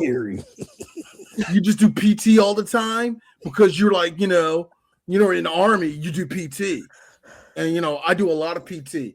Because last time I did PT, I did my 6 miles faster than anybody. Jesus didn't tap, okay? He didn't tap. I love the fact that Pete was like, we bombing the shit out of these drug boats. A black man, I have to put emphasis on this. Black admiral. There was only one working nigger in this whole administration. Well, not administration. He was a part of the United States Navy. Yeah. And he was like, military. No, we're not going to bomb them. Oh, yeah, we're going to bomb them because you're a homo. We're going to bomb them. And he was like, no, that will be a war crime. What do they have on those boats? Colombian blow. Of course, like the hottest Colombian blow. You don't know about that? They get all the Colombian blow and they bring it over to Venezuela so they can bring it over to. Come on, dude. Wait, hold on a second, but let's back up real quick. Do we have certifiable evidence that that's what's on that boat? You know what I got certified? Oh, hold on. You know what I got certified? I got something certified. Oh, booyah. Yeah, fuck you. Do it. Okay. All right. All right. Check. So which one of these buttons release the Sentinels? No. Yeah, like the thing that's in the X-Men. That's real, right? You know what? No, it's okay. It's all right. I understand. Yeah, I'm turning in my resignation, and yeah, that's gonna be that. We're fine, David Robinson. Hit the fucking admiral, right? Yeah, fine, David Robinson. You can fucking leave. I run I run the military because that's what I fucking do. You know what else I do? You know what else I do? You know what else I do? You know what else I do? This is your mom. That's what I do. Then the lawmakers got in on this. Their reaction.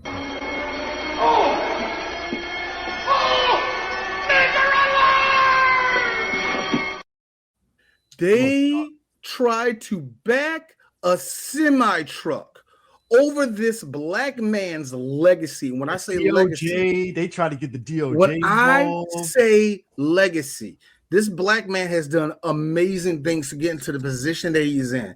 And you know this, when it comes to black people, you know we work twice as hard to get our shit. So this nigga, to get that rank, he said, you know what? I'm out. I can't do this. This is not the United States of America. We don't do this, man. And that's what kills me about all the shit we do, Ayers. People in the military. And I'm not big on the military. I hate the military industrial complex, but a lot of military people understand what America is supposed to represent. Mm-hmm. And you know how many generals go, we don't move like that. America doesn't move like that. Yeah, we're the bullies, but it's like, that's super unethical. Yeah, it's super unethical. This is not the 70s. Look, this is not the 80s no more. We can do that shit. You can't do that no more. But hey, but the Hexa.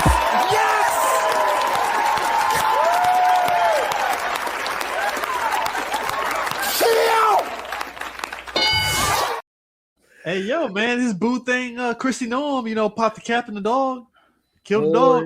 That was before she got the job. That was before she got, man. Boy, imagine that. So you mean to tell me she popped? I'm mad that South Park made her look better than how she actually I know, right? The first time I actually seen her, I was thinking like, oh, who's this beaut? I said, who's this beaut? Who's this? No, I really didn't say that because here's the thing.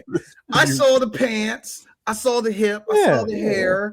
I was like, all right, who is this bet? Wow, why does your face look like that? Okay, y'all think this is hot? All right, cool, whatever. And then 2 weeks later, oh my God, why is she melting? And then it was like somebody literally went over there.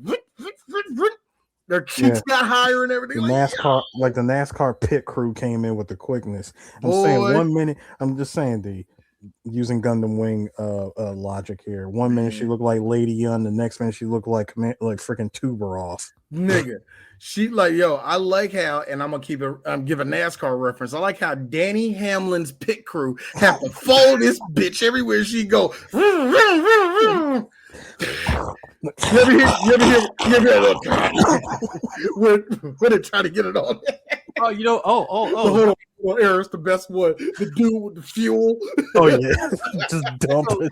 So since we're already in the territory here, AI being the big thing and stuff, and data centers and such, and the sad reality, and water about to turn into toxic, and water turning into toxic waste. There's been a sudden situation here with AI where the AI shit might be busting more than it might be. Okay, all right. I want to talk about this because, sir, you have been sitting on pins and needles waiting for this AI bubble to burst into flames, crash, and burn. And I just want to know, Chris,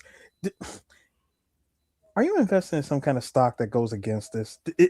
Do I need to put some money into something because he said it. Because I think you know something you're not trying to tell us.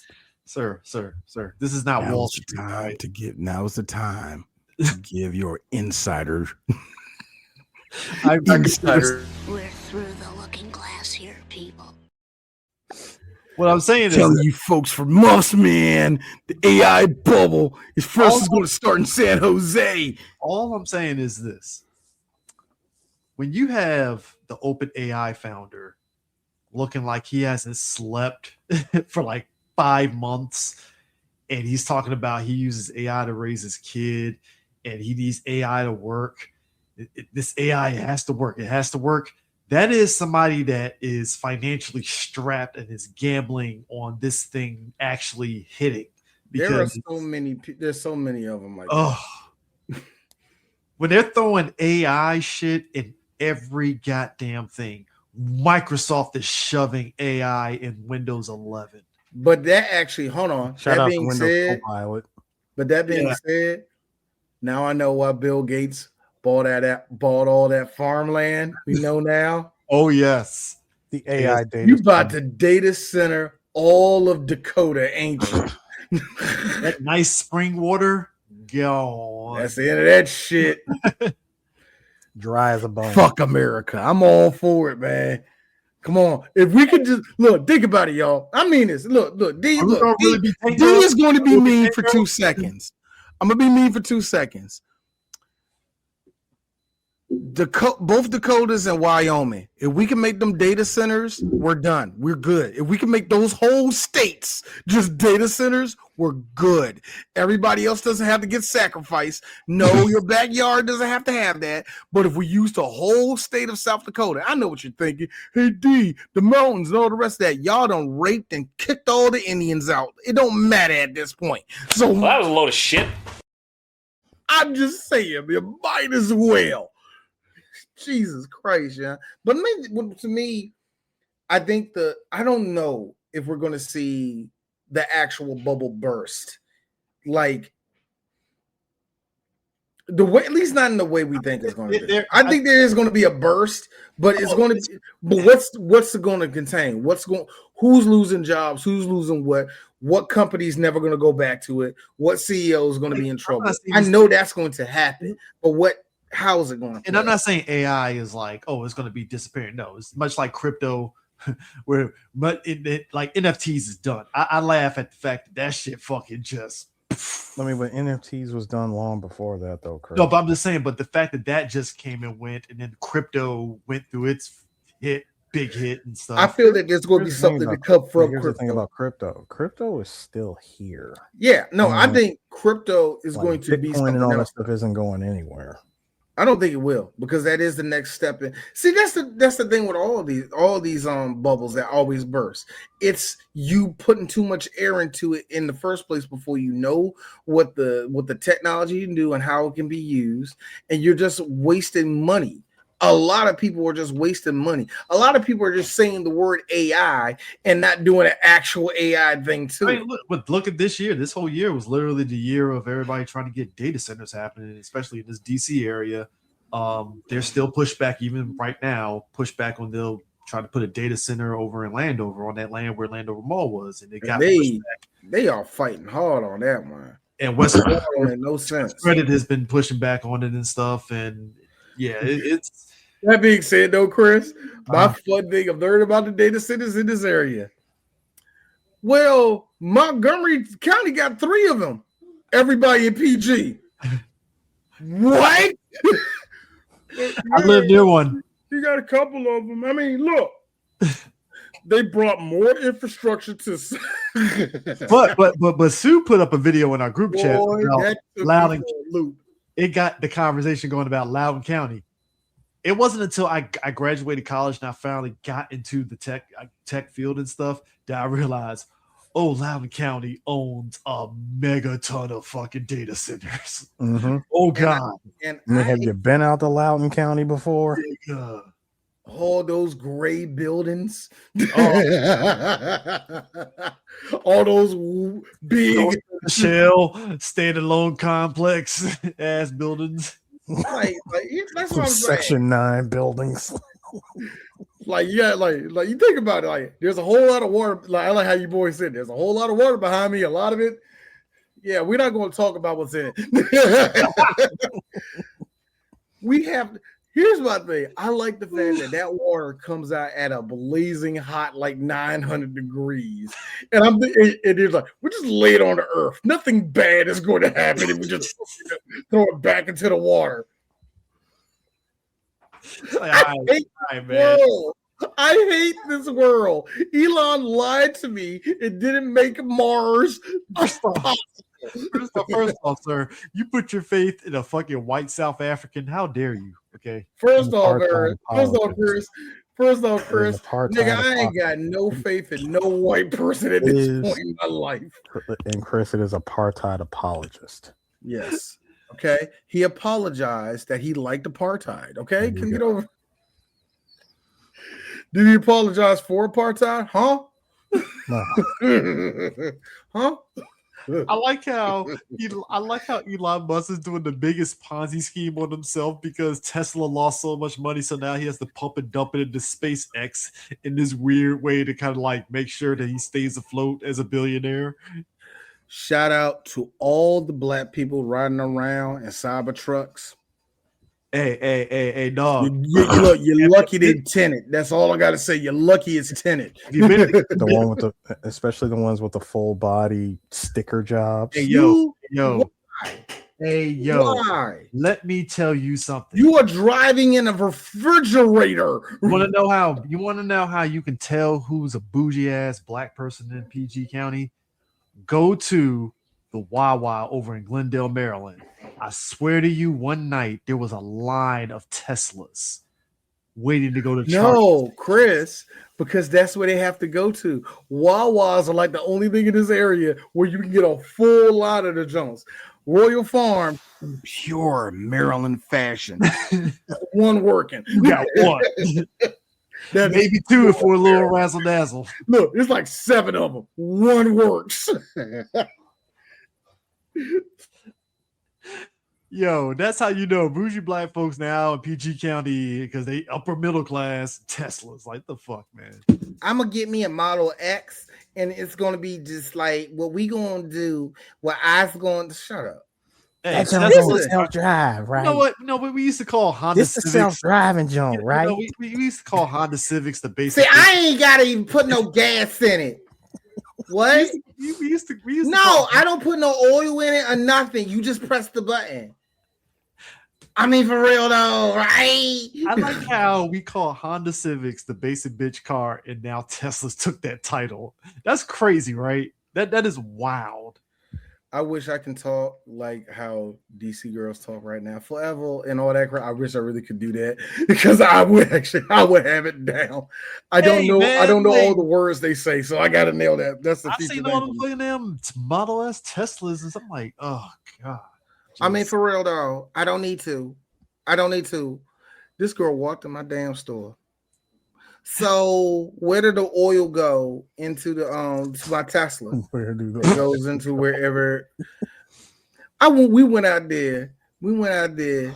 Come to find out, this bitch needed gas. She didn't need oil. And you're probably telling yourself, well, D, there was nothing on her dashboard indicating it. Low gas. So I am just convinced. Ladies, black women, you're never beating I'm leaving my car on E allegations. I hope you understand that. Like, look, men, y'all do this stupid shit where, the oil cap off. I didn't think all the oil was going to jet out that thing, man, So, do I need a special thing? No, you just need a cap. All right, cool. They don't cost a lot of dollars. No, it don't. All right, cool. Here's me. You want me to show you? Yeah, can you show me where? Hey, yo. We need education back in school now. We really do. This is what's wrong with today. The young ladies today, they're not learning from mom how to cook. We're losing recipes. Hey, Chris. By the way, Chris. R.I.P. the Department of Education. Today, what I've learned is that the only bastion of the education in this country is your state fucking up? Yeah. That is where it is. Luckily for here in the DMV, Virginia is like 11th, Maryland's like 13th, and DC's like 8th. So we're kind of fine with education. It's the rest of y'all niggas I worry about. Right? So basically that's what it falls on. And even with PBS and even with PBS and NPR is still alive in DC. You wouldn't know that because every person that listens to NPR thinks it just went off the air. Like, I like how they ask NPR DC. Yeah, I mean, the lights are going to still be on. It's just that, like 4 or 5 shows ain't going. I mean, like PBS, they the same way. PBS, like, we're fine. We will be rerunning a whole lot more Sesame Street, but we find out there's going to be signs that we lost money. That's all I'm saying. But in the midst of the AI thing, though, RAM. Fucking RAM. So what happened was I'm all for RAM. Was it a company Micron? I knew what went down in COVID was going to bite everybody in the ass. I knew it. Investing in RAM for upcoming. No. Well, they got. CJ, they don't invest in it. Micron literally makes the chips. Yeah, they make that goes into RAM. Yeah, and when they were pretty much purchased at premium priced wholesale by these like pretty much by the government and in all these data centers, they just decided, hey, you know what? We need to construct the world's biggest middle finger and give it to the consumer market to tell them that we're pulling out of the consumer market and going directly into the government and these data centers because we're banking the farm on this. And because of that, anyone who wants to buy consumer grade RAM now has to pay a premium for it because it's only them and 2 other companies that make the chips. And now with them out of the space, we're going to be looking at shortages like crazy. See, it's not just RAM that's going to cause prices to skyrocket because like literally 2 weeks before this happened, you could buy a 64 gig pack of RAM for like what, $120, something like that. Today, almost $1,000. And that's the insane part about it and stuff. That's what's been kind of like pissing off a lot of folks because it's just like now we're stuck in this limbo where. So the whole thing with that was there might be a downslope because they're basically banking it, like you said, on these data center stuff because they're in the government and on AI to take off the way that they think it is. They think it is, and because they do that, it's basically a situation of they're hoarding chips so that they can get the green light to be like, and boom, go. The problem with that is that it's not just going to cause the increase in AI. AI is not going to cause the increase of just RAM chips. This is going to cause everything to increase, especially if you're trying to build your own PC, because now SSDs are going to go up like crazy. Mm-hmm. So goodbye to cheap hard drives. NVIDIA just decided to tell the consumer market, hey, once again, we're constructing the world's biggest middle finger because they said that they're cutting their stock by like 40% in the coming future, very, very near future, by the way. So if you want to get a GPU at current market rate, I highly recommend you go get it now because because we're gonna go back to COVID era prices for graphics cards. Yeah, it's just, and it's to a point, like I said, everybody is hinging on it. And I think it's more so us wanting to see the crash is to sit there and see these things actually go back to normal, because now it's to the point where you try to get a brand new, laptop, you're stuck at 16 gigs, I think, or was it 8? I think you can get 8 gigs of RAM or something like that. No, 8 gigs would be like your cheapest of the cheap. I mean, most laptops. They're saying with these chip shortages, though. With the chip shortages, you're definitely going to see scale backs on RAM, like on how much RAM they can hold. Because at first everybody was saying, man, if you want to get something, you better just get a pre-build and call it a day. Unfortunately, that's not even going to be the case, because look at what they're doing with the iPhone. Apple now decided to come out and say that for the iPhone 17. Instead of the 16 gigs of RAM that we've been putting in our phones for the last 2 to 3 generations of iPhone, we're actually going to scale it back and only supply 8 gigs of RAM. Do you think that having that 8 gigs of RAM is going to cause the price to go down? I highly doubt it.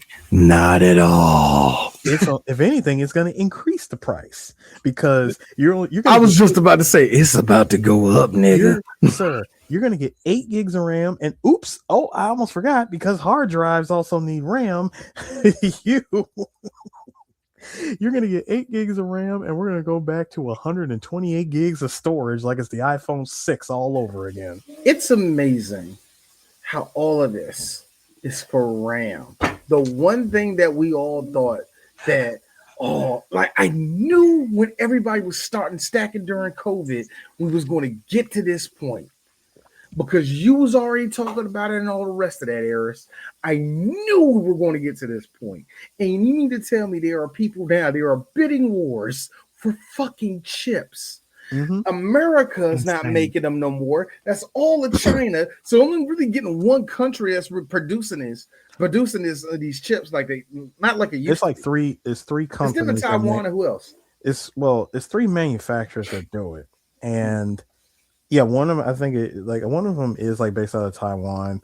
It was Micron, and Samsung was also in that space. Here's the problem. A lot of these companies want to do is they want to start mass producing factories everywhere to increase chips, so that way we don't have any more of this chip shortage. The problem with that is, yeah, free market. Okay. The problem with that is this sort of thing is gonna cost years to develop. This isn't like something that we can just make like set up a building to like set up these factories and stuff and just start pumping out more chips. This thing is you're asking these companies to invest billions and billions of dollars into setting up a factory like this. And we're not going to see a turnaround. Exactly. And we're not going to see a turnaround for them to even get started doing something like this until at least 2028 or 2029. I was about to say it's going to take years for any of that to. But the thing that's holding back a lot of stuff, and that's why circling back to this whole AI bust, is that the problem was that with a lot of the companies' usage of AI in terms of it turning profit, for the amount of money that you sink into it, you're not turning around and getting a profit back because you're only making like 1% of that bill of a profit. So say you sunk 13 billion into this, you're only going to end up making, like I think somebody said, up to like maybe $2 billion. So you actually end up losing money. This whole thing has been just a losing endeavor and stuff because they're all trying to strike it big on this one thing that's going to kick it over. And it's like, well, what does that exactly look like? But that's the whole point about a bus. That's the whole point about the bus anyway, to me. Well, that's because all the super hopefuls that are like way up here, they're expecting AI to be on the level of Skynet. When in reality, all we're getting is just a slightly faster and slightly smarter version of Siri and Gemini. Basically, that's what it is. It's how can you do, basically with the corporations, is how can you do my worker's job faster and how can I eliminate most of them? That's what that is. And the ironic part is, and me and Sue were laughing at this, the companies found out, yeah, we lost money using AI than if we just went on ahead and kept our employees when we were making money. We're also not only did we have to try to hire all those said employees back, but the employees that came back was like, hey, price of the brick went up. And that's the thing. And then on top of that, you have all these, like I said, not only do you have all the people that's moving back and forth on AI or they want to be on or not, but you also got companies who are creatively getting bankrupt because they're lending all of their thoughts and process basically to Chat GPT. And here's my thing. Chat GPT is a gimmicky thing. It's supposed to be for people that want to do homework faster and people that need to get like certain projects done a little bit quicker or organized. That's about it. You want to know what ChatGPT has been turned into? Like, besides everything you just said, the ChatGPT has been turned into your digital therapist. That too. I have to tell my sons, look, I'm not going to stop y'all from downloading what you're going to do. But what I do not want to see y'all doing is getting emotional because your AI girlfriend is prompted to say the same 18 things over and over and over again. Hold on too, though. The other thing with ChatGPT is that what we've been finding out is that with it Jesus, it's a good transition. Like the way it's permeated itself in society and stuff. So now, like, it's like they're finding out that a lot of people using ChatGPT in colleges and stuff. It's one thing, like for us growing up, we had Cliff Notes for books. Good way to kind of like get an understanding of the story, but then you start forgetting like Cliff Notes don't really give you the nuanced details of certain things. So you miss out on dialogue, you miss out on this and that. And what the educators are finding out is that ChatGPT has actually been kind of slightly dumbing down people. Exactly. And hiding a lot of people's blind spots. There was one lady that sat there and said she didn't realize she couldn't read until she wasn't able to use ChatGPT. And she was like, oh my God, I don't know how to read. Like, and I'm like, like that is some wild ass shit. Like you ChatGPT was that much of a crutch that just reading is just like, you're that stupid. Thank you. Look. That's wild. That is wild. It's gonna get to a point, like, hey, Chris, it's gonna get to a point we're gonna start bringing in ChatGPT auditors. They're gonna come in. They're gonna come in with Shadowbane, the bird. Shadowbane, fly. I don't know what you like more, the fact that it's a falcon or the fact that there's the huge gnarly ass scar on his face. It's the fact that it's a falcon. Shadowbane, fly. My thing is, what I got the most entertainment out of this year with ChatGPT was ChatGPT. So I need you to count to 10. Can you count to 10 for me? Sure, I can count to 10 for you. Just tell me when to start. Okay, start. Okay, go. No, I want you to count. 1, 2, 3. Anytime you want me to stop, keep going. Anytime you want me to start, I will start. I want you to count and keep counting. That sounds like that's going to be a lot. Maybe you should do something. I'm like, it's amazing how people broke ChatGPT within 5 minutes. Integrating this shit into the military because one high-ranking general literally said, I use ChatGPT to help make very geopolitical decisions. And I'm like, we are fucking cooked. I didn't know when Syria heard that. Right. And I've been waiting, baby. Honestly, I don't know what's worse. The fact that happened, CJ, or the other one. And you and I, like being in we work in this field, the signal chat being blown up all over the 6 o'clock news. Bro, on the Summer Jam screen. On the Summer Jam screen.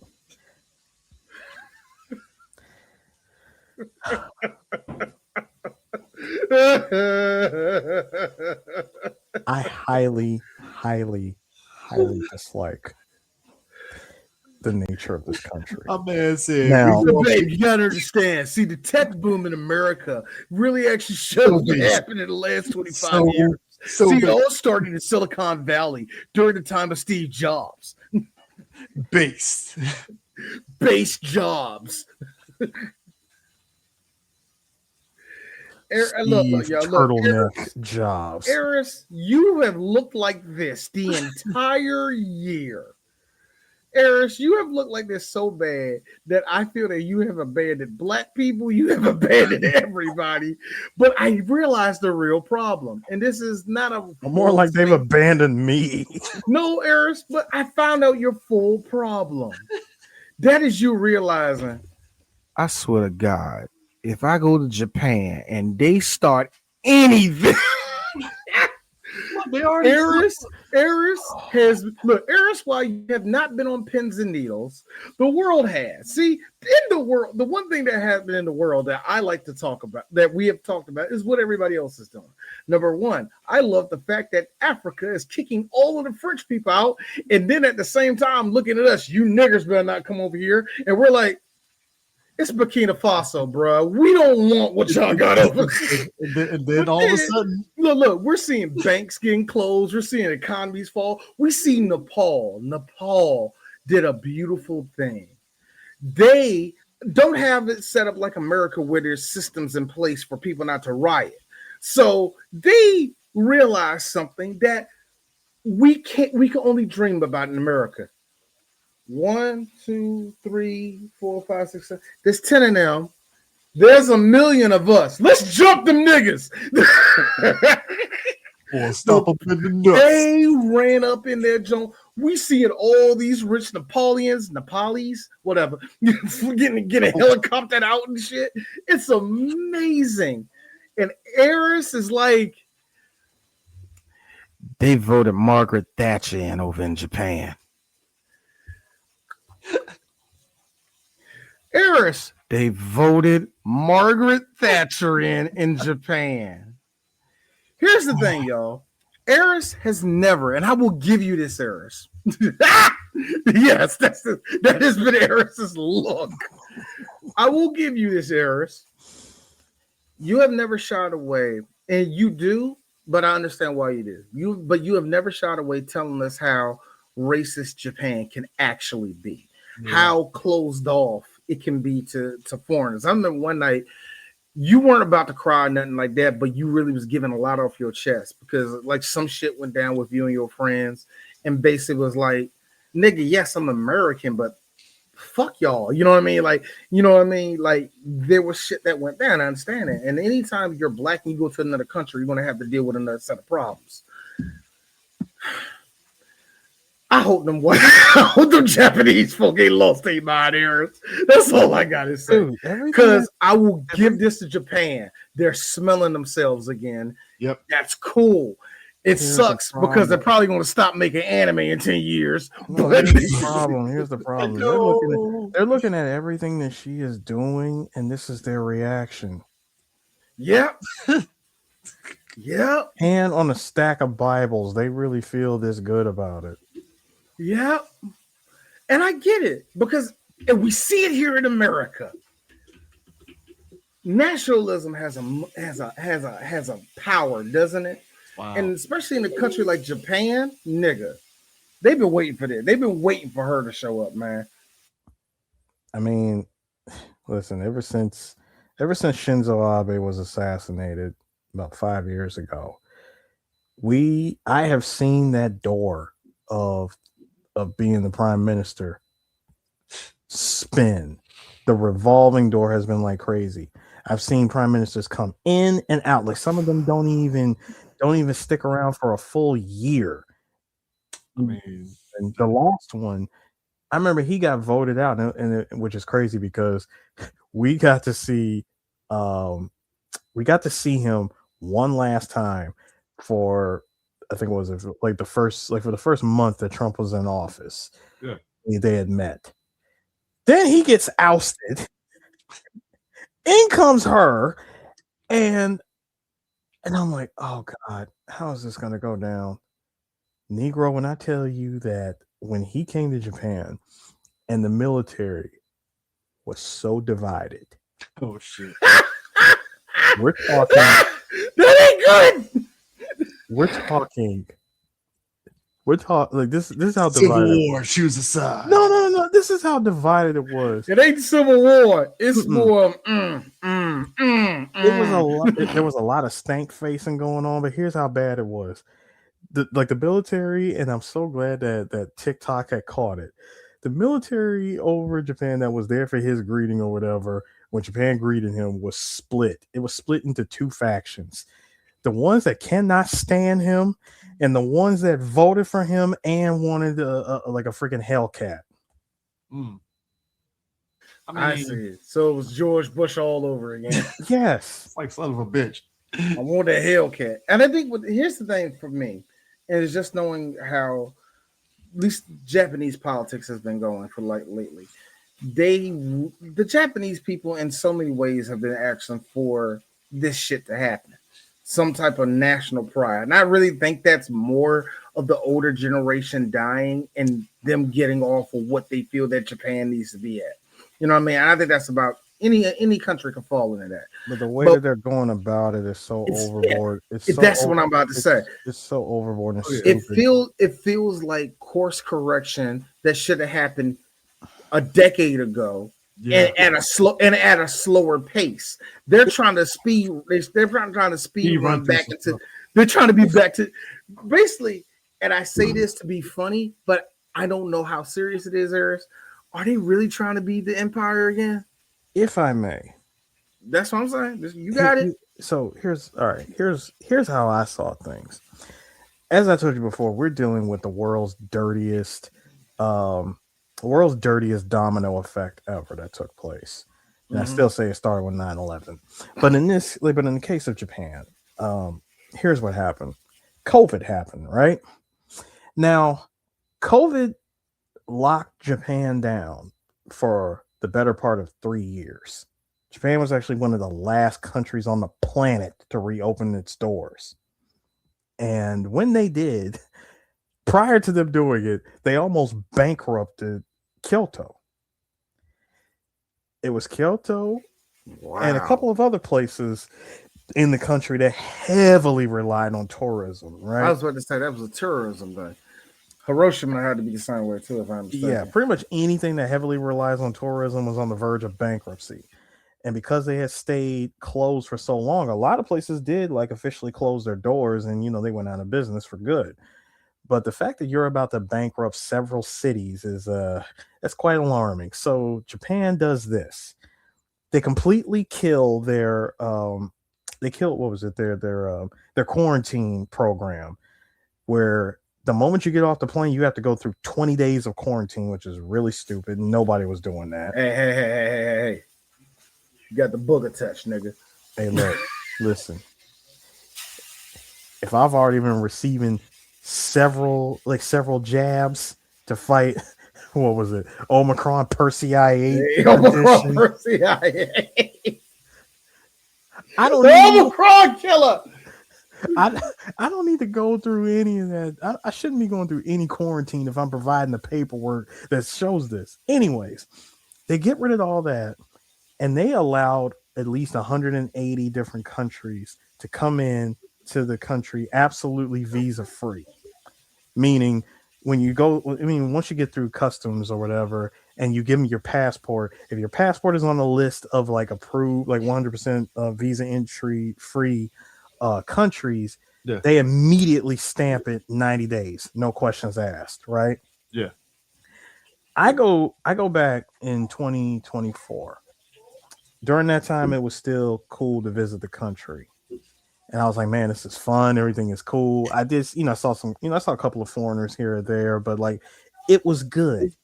Fast forward to this year. I went back again, same time, February, right? You would think it was the gold rush because the yen at that time, and it had fallen to a 30-year low since it fell to a 30-year low roughly like since 2023. And it's still low to this day. But the fact that the country has fallen so far down on everything.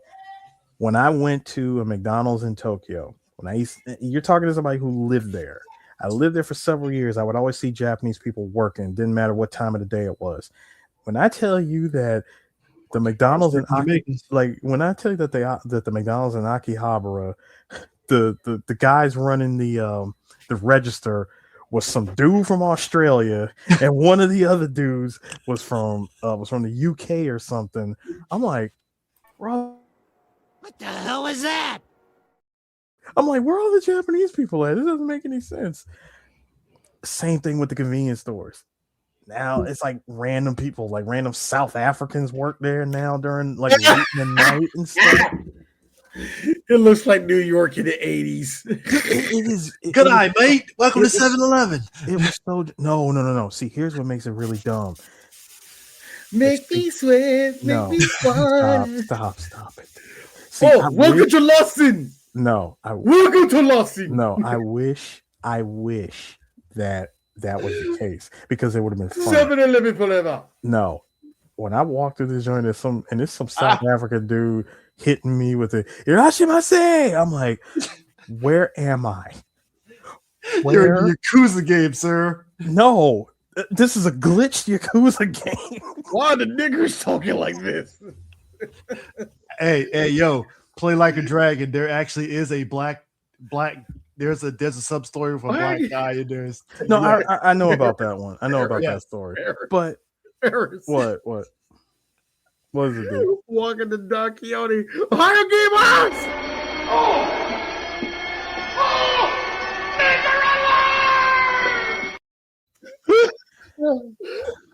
So you gotta understand, y'all. Eris told me there are two things that can be true at the same time. Number one, yes, I quite enjoy being the only nigger in the room. and number two, get your black hands off that. There are too many blackies here now. You ruined all the Tokyo.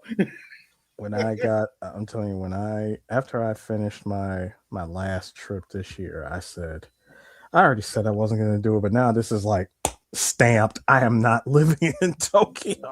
Not today, Jesus. I'm not. No, I'm just not doing it. But what I have learned is, within the year, like between 2024 and this year, like between visits, Japan received a whole lot of tourists that came through from various countries that came into the country, and they treated Japan like they're back home. And they immediately started pop locking in the middle of Shibuya for no damn reason. No, see, pop locking in the middle of Shibuya, that can be ignored. That's almost like a daily thing. I was only being metaphorical when I said that. No. See, D, what you're describing is a regular Wednesday morning. All right. what I'm trying to describe is take that same situation. Yeah, the pop locking and all that, but do it on a train with the giant JBL speaker blaring music and somebody holding up a camera phone or a freaking or was it the little pocket Osmo, like DJI Osmo camera or whatever? Yeah. Just so they can get their TikToks.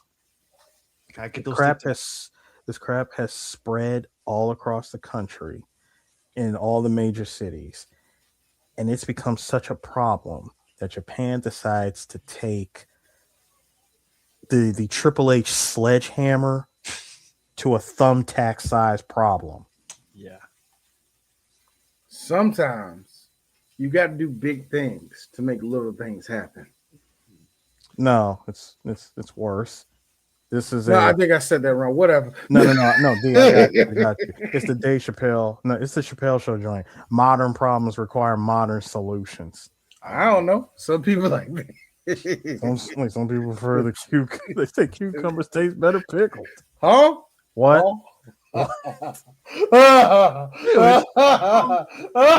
Anyway, can we talk about one? But that's what's causing the country to change to such a radical rate. Not to mention, one thing I do like of what's going on is because I was somewhat in the middle of it because I used to be a part of that scene. I love the infighting that's going on in the Tokyo, like in the Japan vlogger space. Look, as somebody that yes, as somebody that has occasionally went down the rabbit hole of seeing a lot of videos from out of Japan, like person camping their minivan in this part of Japan, and those influencers in that region, I can imagine the infighting and that whole thing being what it is. I'm just look. I'm glad that Asian countries as a whole are stopping a lot of this bullshit, especially the ones where white people really think they can just piss on the ground and just what are we doing? I'm white, I can do that. You know what I mean? Like it's bad enough that it happened in these countries, but there's starting to be a shutdown because I don't think white people, and I'm not saying all white people do it because, Johnny Somali and all the rest of them dumbass niggas that were doing it, that are our color that was doing these stupid pranks and stuff. Note, our color, but not us. Oh, not us at all. No. I don't know where Somali came from. I know that's his last name, but for me, that nigga could be from Djibouti from all I care. Which I think he is. He probably is, knowing him. Indochina. But I feel as though that a lot of the Asian countries that just shut down with this joint, like Cambodia, Vietnam, they're tired of this shit. They're tired of it. They have every right to be tired of the shit, man. I mean, hey. All right. No one likes any of it, but speaking of which, all right, let's move on. We got like 3 more subjects to go through, I guess. Hey, everybody's favorite man, Diddy, is the year of everybody finally figuring out Diddy ain't shit, which I'm like, yeah. Like, first off, let me make this very. We reached the took him long enough part of his story. And I would be real. I will give Diddy this. Diddy taught me a lesson. The lesson was 2 things can be right at once. Where, yes, he beat the shit out of Cassie. Cassie took that damn money. So why are we still talking about this? So what are you getting arrested for? He's just a freak. Yeah, he's a freak, He's just a freak. And I get it, y'all. I felt what all y'all felt. Finally, Tupac is going to see some justice. Justice for whatever your conspiracy theory of Diddy, sure. That was coming true. Here's my conspiracy theory. But that's not what really happened. Here's my conspiracy theory. Diddy's going to come out of jail, and we're going to get the Fast and Furious 9 with the reveal that Tupac was alive as he shoots. For me, I think the conspiracy behind all this is that 50 Cent has been with the feds and still is with the feds, and he's profiting off of all this shit that's happening to Diddy, and all of you black people are going, oh. No, for real. I want to say this. 50 Cent is one of the biggest coons in Hollywood, and y'all just letting him walk around like he this. did in the club. Come on, dude. Power. 50. Power. All 15 different versions of the show. D, you need to understand something. You need to understand something. Go show it. 50 he's one of the pettiest coons. Yes. 48 laws of power having motherfuckers. I respect it. I respect the 48 laws of power. Look. I don't. It's a nigga book. It is. I don't. It's a nigga. I respect what you're trying to teach. It's like, look, but at the same time, there's some game in there. But at the same time, I'm just being real. For that shit to work. Y'all, like, this is the problem. The problem I've been having for the longest time is what you've been saying, Chris. Uchiwali one mic. Y'all niggas want rap to be real, go back to this and go back to that. Yeah, we got Drake out here, but you let 50 walk around. He did in the club. That's been my problem. That's been but that's my problem the whole time. 50 is clicking his heels way too hard over all of this, and I get it because did he want to look? I get it. Did he want to take your butt that night? I get it. But come on, like, yo, why? Why y'all letting 50 walk around being this? He got Lil Kim on the track. He did Disco Inferno. In my hood. Disco Inferno. First off, let me tell you something. You want to kill the vibe of anything? Yes, I know it's an old song, but even if it's like cookout shit, they playing all the old jams. Yeah. Come on, Jody, show me that. It's like do. So you hear that beat? It's like, yo, Curtis. Nobody wants to dance to this. I just feel there was a woman in a club. a stripper that's just dancing melancholy to that song when it comes on, just like, I guess. Like, I don't. To me, only New York broads like those songs. You know that Pop Smoke that song. Why did you just specify that shit? Because I have to. You know that Pop Smoke song that came out a couple years. Girl, you know you was. Oh yeah. I'm like, only New York girls that talk. Yeah, nigga, hit this. They talk. They like this song. Or Ribby Ma. Girls who ride you and sound like DMX. Those are the girls that like these songs, yeah. Sir. That's a good time.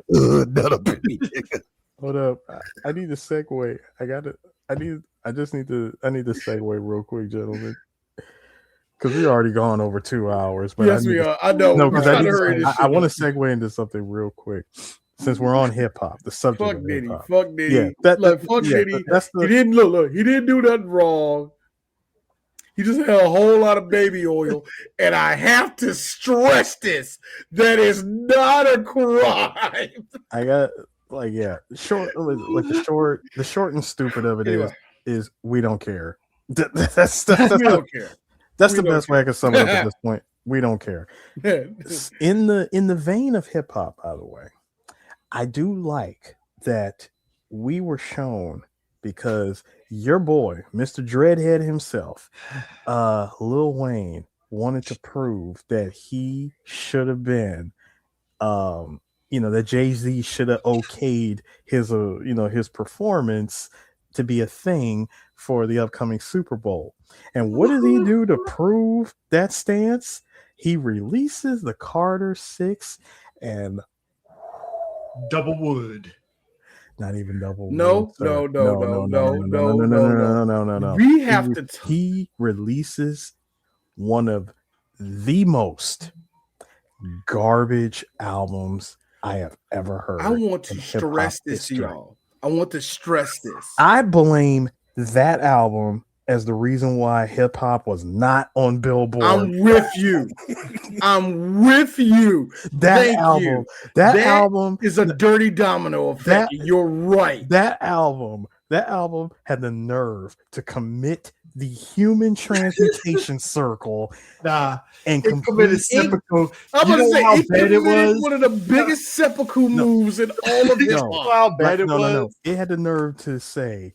Lil Wayne had the nerve to say he's gonna do a human transmutation circle and make the Carter 6 the hot album and prove against all odds why he should have been in the Super Bowl. Do you know how bad it was? Do you know how is it possible? Hip hop's place on Billboard's top 100. How is it possible, Eris, that the Carter 5 and people talk about it? Actually, very good, Wayne. This was very good. Not a year ago, him and 2 Chainz put out an album together, and everybody was like, "Well, this is an A+. This is a great album." Who knew that Titty Boy was the one carrying that? Because who knew?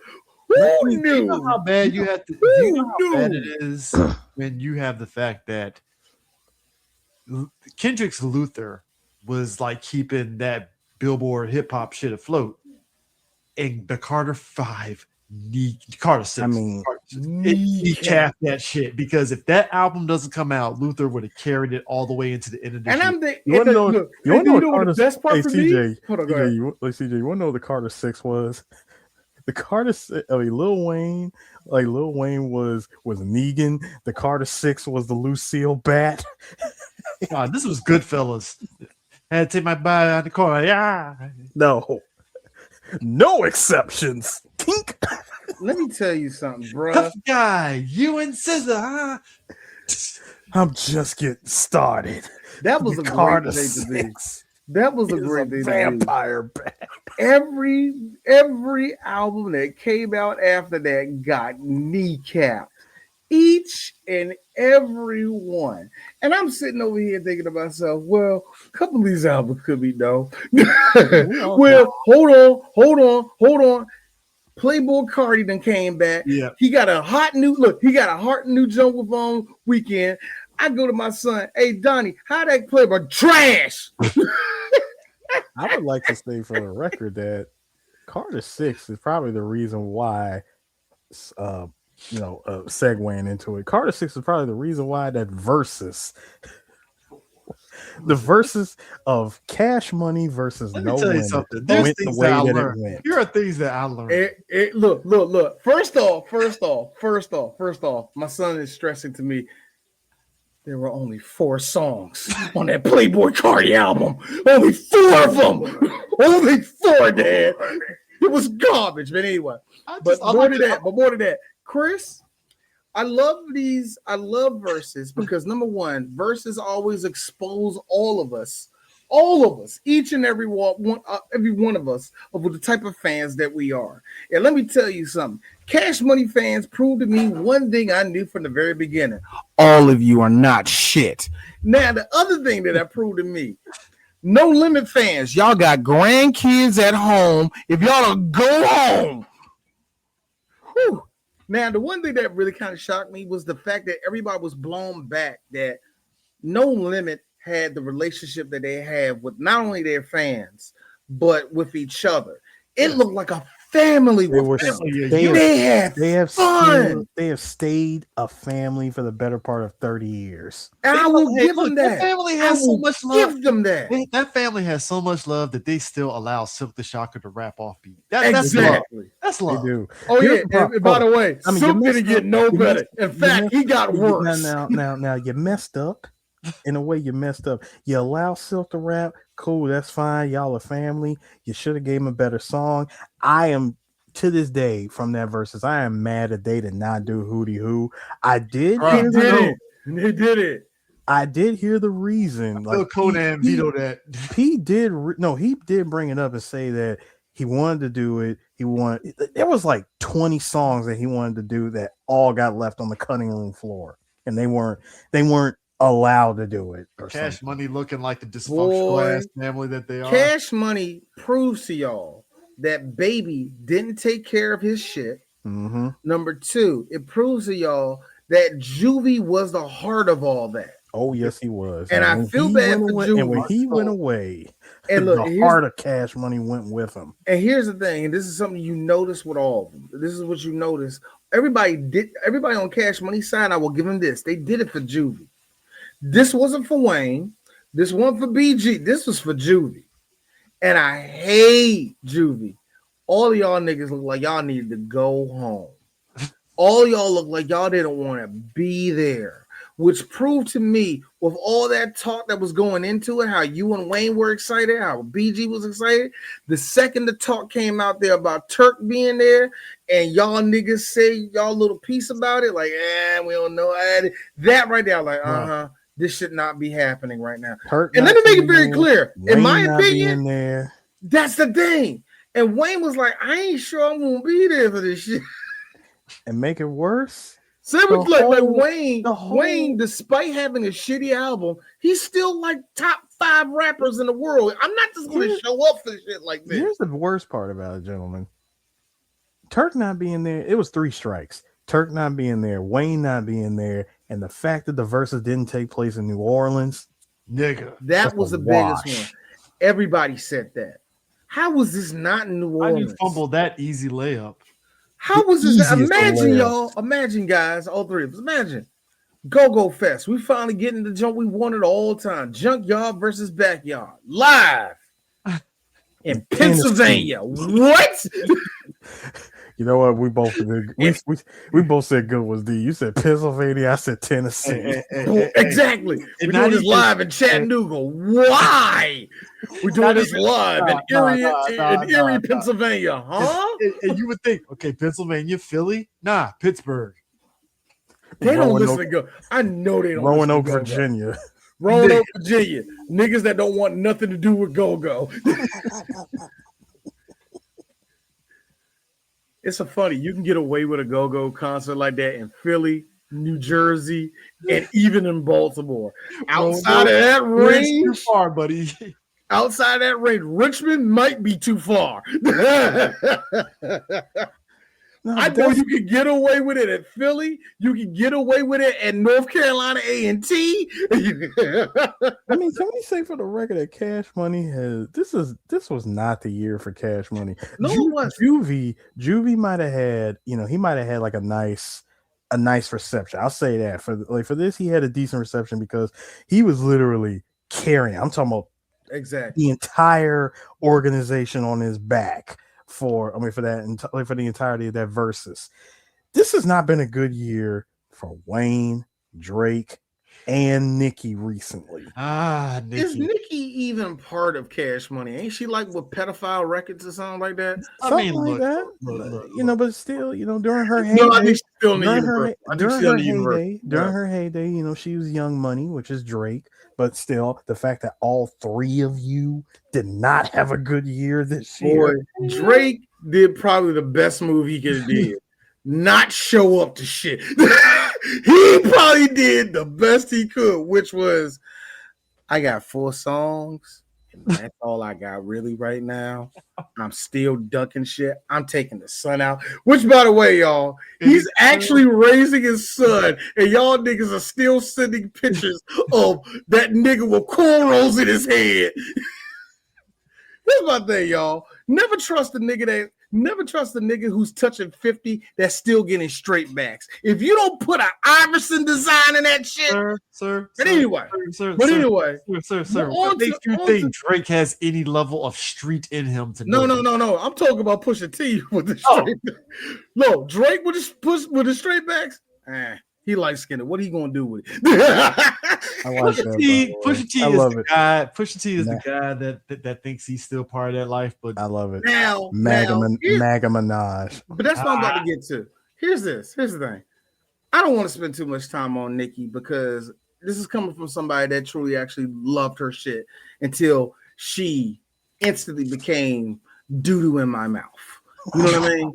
Look, that's the best way I can say it. Because when I found, not only are you already kind of fake to me, what part? He a pedophile? I was what part? That's what I'm saying.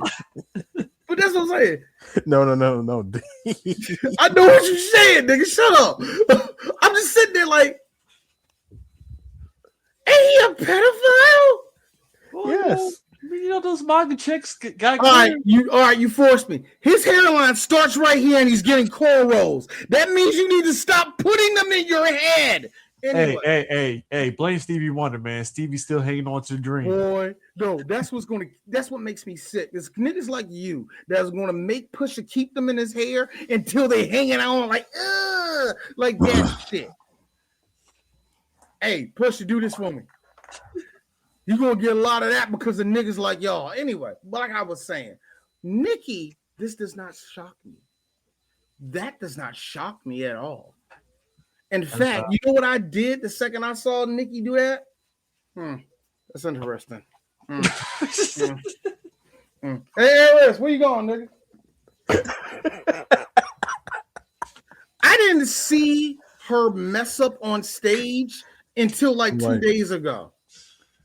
I got a little bit more Vaseline on my hand. I'm like, hold up. Hey, D, this reduces breakage. But see, that's the problem. I got a different type of hair, man. See, my hair is a little bit different.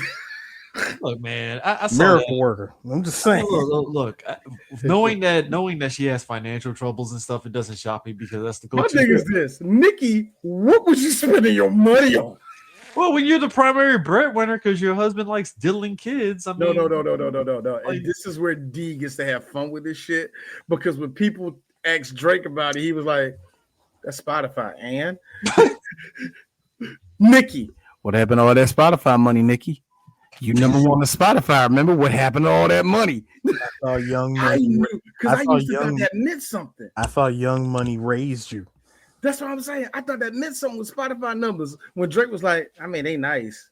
You number one, like, yeah, but I really don't get no money off that. I'm thinking, how much is Nicki getting? Numbers don't lie. Artists have been telling us for a while that they haven't been getting paid off of Spotify. And Nicki stood on top of that when she was arguing with that bullet fragment foot chick. Eris, like I said, as a former fan of Nicki, do you know how D's heart was breaking in pieces hearing Nicole, but the fragment foot, bitch, fragment foot. I'm like, oh, this is real. The fact that I had to take my index finger to my phone and go to my Spotify list, find Nicki's Your Love, hover over it, and I'm contemplating, do I remove this from my list? You have a Nicki song? It was in one of my old playlists. Plus that beat goes. Never, I ain't gonna go that far. But oh yeah, nigga, that didn't shock me.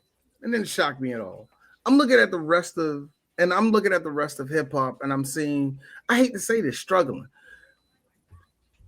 Travis had an okay year, but I'm seeing struggling from a lot of people, you know? And it is sad. The OG vets are like carrying it this year, basically. They ain't carrying nothing.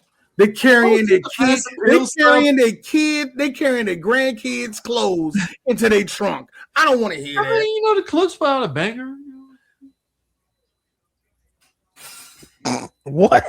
What did you do? Like you defended? I'm not defending it. You defended it. Mass Appeal, Nas, DJ Premier, you know, all that stuff. Hey Chris, this is coming from somebody. All right, I'm gonna go get the Bengay. Thank you. This is coming from a nigga that listens to that. Chris, stop saying that like that means something. It does. Let's talk about how Wale put out another album and nobody cares about it again. It's actually good, but let's talk about that. Let's talk about how, because no one wants to grow up sound. Sorry. Oh, but anyway. Yeah. No. I when people say that, it's like, nigga, you don't play an instrument. Shut the fuck up. So, like, I hate it when people say that. No, see the sound. You can't say Rapper's Delight without messing up. I mean, it goes back. The shut up. I mean, it goes back to no one wants to grow up sound wise. You know, that kind of goes into the argument that we always make about Nas being a terrible beat picker. Here's the thing. When it comes to Last 3 projects, accurate because he has other people doing the beats. Like, all right, no, that's why he got Jungle Beats and Hit Boy to do his stuff now. So he Jungle Beats, Hit Boy, and whenever he needs to go back to the well, Premiere. What's the last thing? Yeah, Premiere did something from not too long ago. Actually, one of his better Premiere Nas. But still, the thing is this though. The older, I hate saying it like this. This is no disrespect to the older artists. They're always going to put out stuff. But here's the thing. And this is why it's so weird to me. We put so much emphasis on purity of hip hop. Nobody comes out for this. Because y'all the first ones screaming about they ain't no number 100 on they on the list and none on the billboard. So do you want them to be commercial or do you want them to be smart? Because you can't have it both ways. That's where the rubbers meet. In D's opinion, that's what made hip hop so cool to me. That you could act like a nigga, and at the same time, we got music to tell us that we are better than that. I say this. That's all I'm saying. I say this, despite the fact that hip hop is not in the top 100 for Billboard this year, I got to see some level of funness in hip hop. And what I mean is this one thing I saw. I saw Redman do a whole brand new song while walking the streets of Shinjuku and Shibuya on camera. It's a whole video on his Facebook page. And I saw this, I was like, dude, Redman is just walking through the streets of Tokyo for this song that he released, and it's awesome. I'm like, this is fun. This is the fun hip hop I miss. I don't know. Not for me. It ain't fun no more. It's grown to me now with Redman. Like y'all, like I get where you're coming from. I'm not taking that away from you. Let me make that very clear. So I'm not taking that away from you because I heard other people say the word fun. I don't use the word. No, fun see, I'm not using. No, when I use fun, I mean like, dude, I love this. I'm having fun with this. Fuck off. And I really actually mean that when it comes to that. Stop that. That's some pretentious bullshit. That is some pretentious bullshit that niggas that actually don't like rap say. Niggas that like rock and roll say some shit like that. Niggas that when it was pure. See, when it was pure. Shut up. That means you don't like it. People now, like you can't sit here and tell me, oh man, I like NWA. How are their nigga shit different than the nigga shit that's here today? Because I can understand it.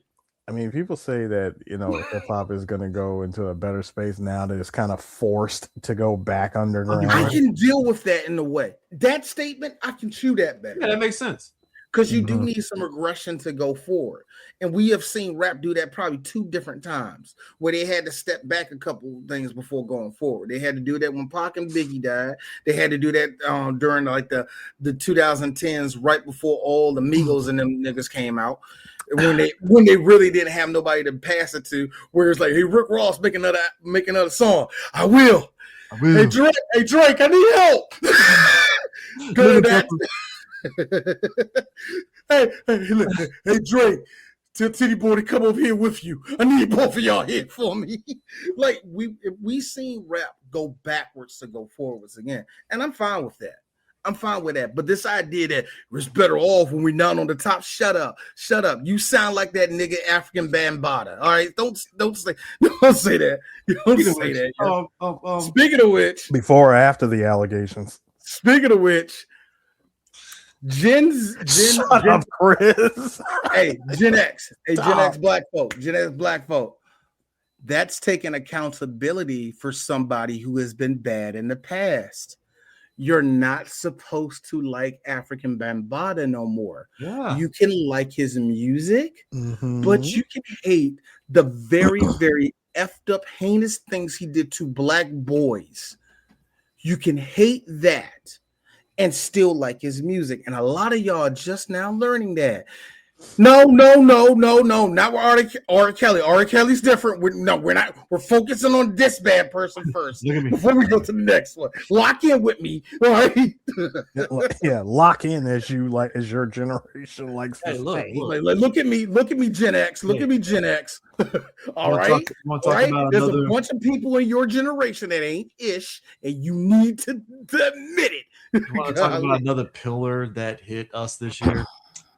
Gambling in all facets in life, sports, everything, and it hitting the head of recent. And me and D talked about this on Working Title Sports Show. It came to a head in a way that people are definitely questioning. Finally, the relationship between sports and betting companies. Eris, I called the episode something very simple. I'm sorry, who? The names that fell out when we heard that Chauncey Billups was the honeypot, in a scheme to get niggas into high stakes gambling. We're like, wait, mob, wait. Okay, it's high stakes poker tournaments. I don't think that's a bad. What do you mean the mob is involved? Okay, I don't think it's that. You mean to tell me somebody died from this? X-ray cameras. The crap that came out, Eris, they had the full on your boy off of Casino. Artie Piscano. Not Artie Piscano. I'm trying to think of Robert De Niro's character. Ace. They had the whole Ace set up. Somebody F up. I'm interested. Would you count your hands with the left? You know what I'm saying? They had a full-on thing, and you know who was behind this ish? The FBI have been on it for months. I mean, for years, trying to figure it out because they know all the sport betting that's been going on in the country for the last 5 years have been going out of control, and they got to control it. So they've been following it, and you know what happened? Guys, Donald Trump is in trouble. I need help. Do we have anybody we can arrest? Huh? Chauncey Billups, the guy that was on the Pistons? Let's get him. That's what happened. Never mind the fact. Cash Patel was like, I need a W. No, hang on, dude. Hang on. I was gonna say, never mind the fact that hey Cash, you could have been whispering into your boy Trumpito's ear about getting this, going the fact that we're on 41 days of this government shutdown. I would gladly. Cash Patel just gives off. Yeah, that happened, by the way, for 2025. Do you know that when he came out with this announcement, he didn't want to come out on camera because they didn't have an FBI jacket for him? This nigga wears a woman's medium. That is the most small dick energy ass. I said this joke to be funny to both my sons because I know how they were going to look when they became teenagers, and I told them both when y'all hit 12 to 14, maybe 15 years old, you're going to be built like a lesbian. That's just going to happen.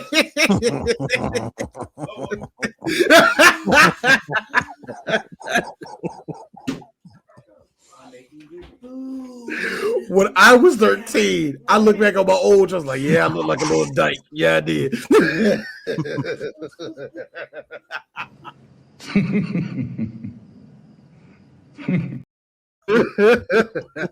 So Eris has so Cash put that joke on. Felt like he was a big guy. It was awesome. Eris's laugh is like Porky Pigs. Wait, what? You're the one where he's like Robin Hood and he's the yeah. Porky Pig. Oh, me and Eris have had a couple times where Eris will come up and be cracking up like that. Here's me.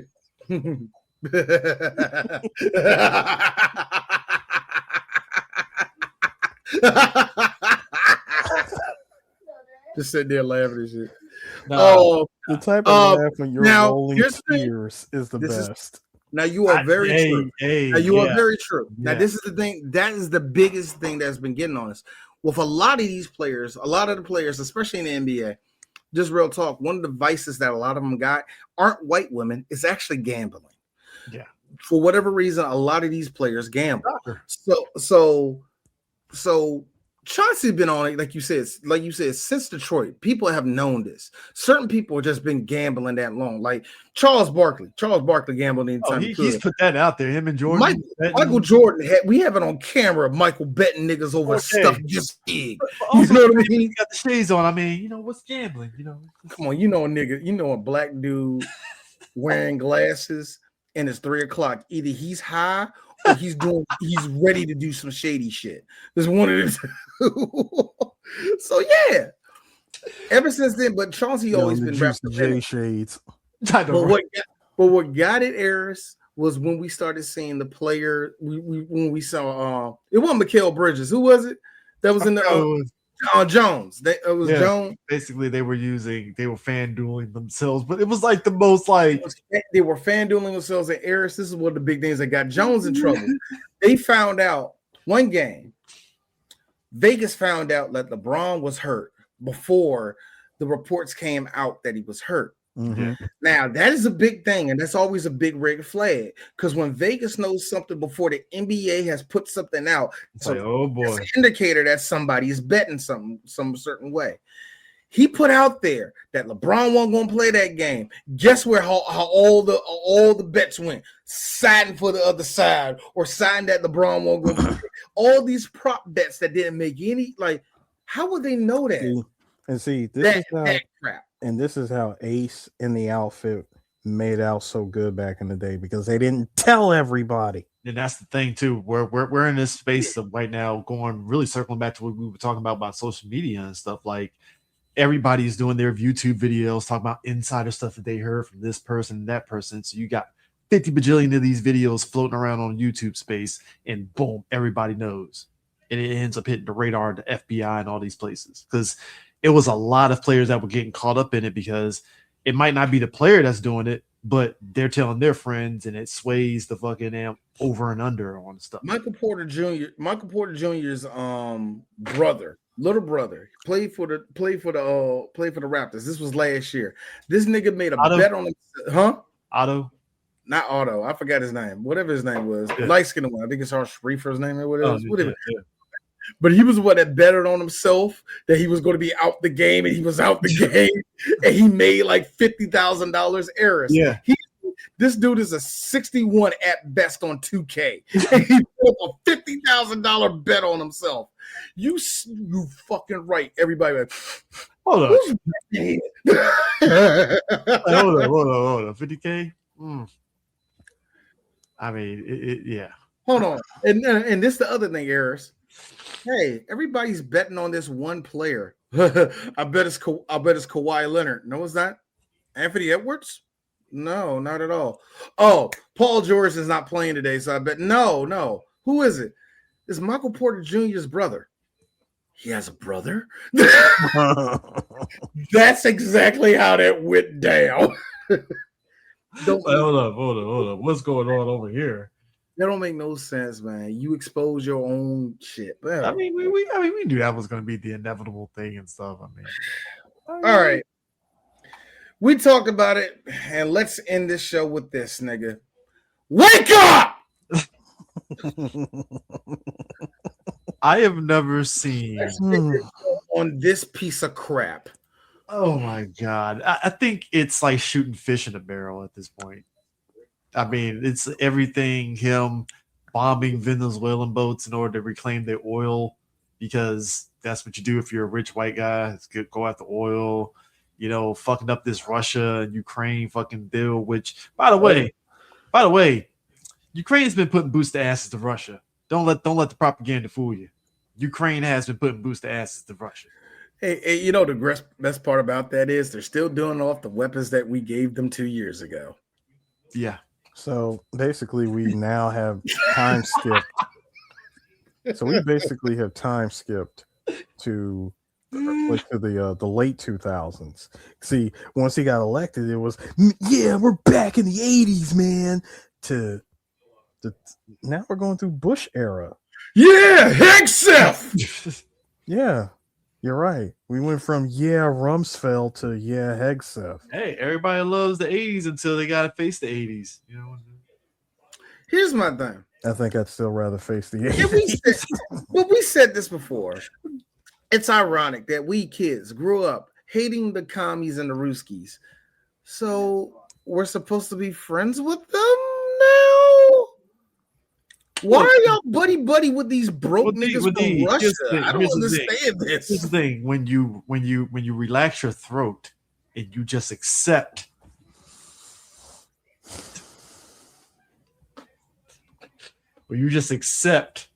Putin as your Lord and Savior, there you go.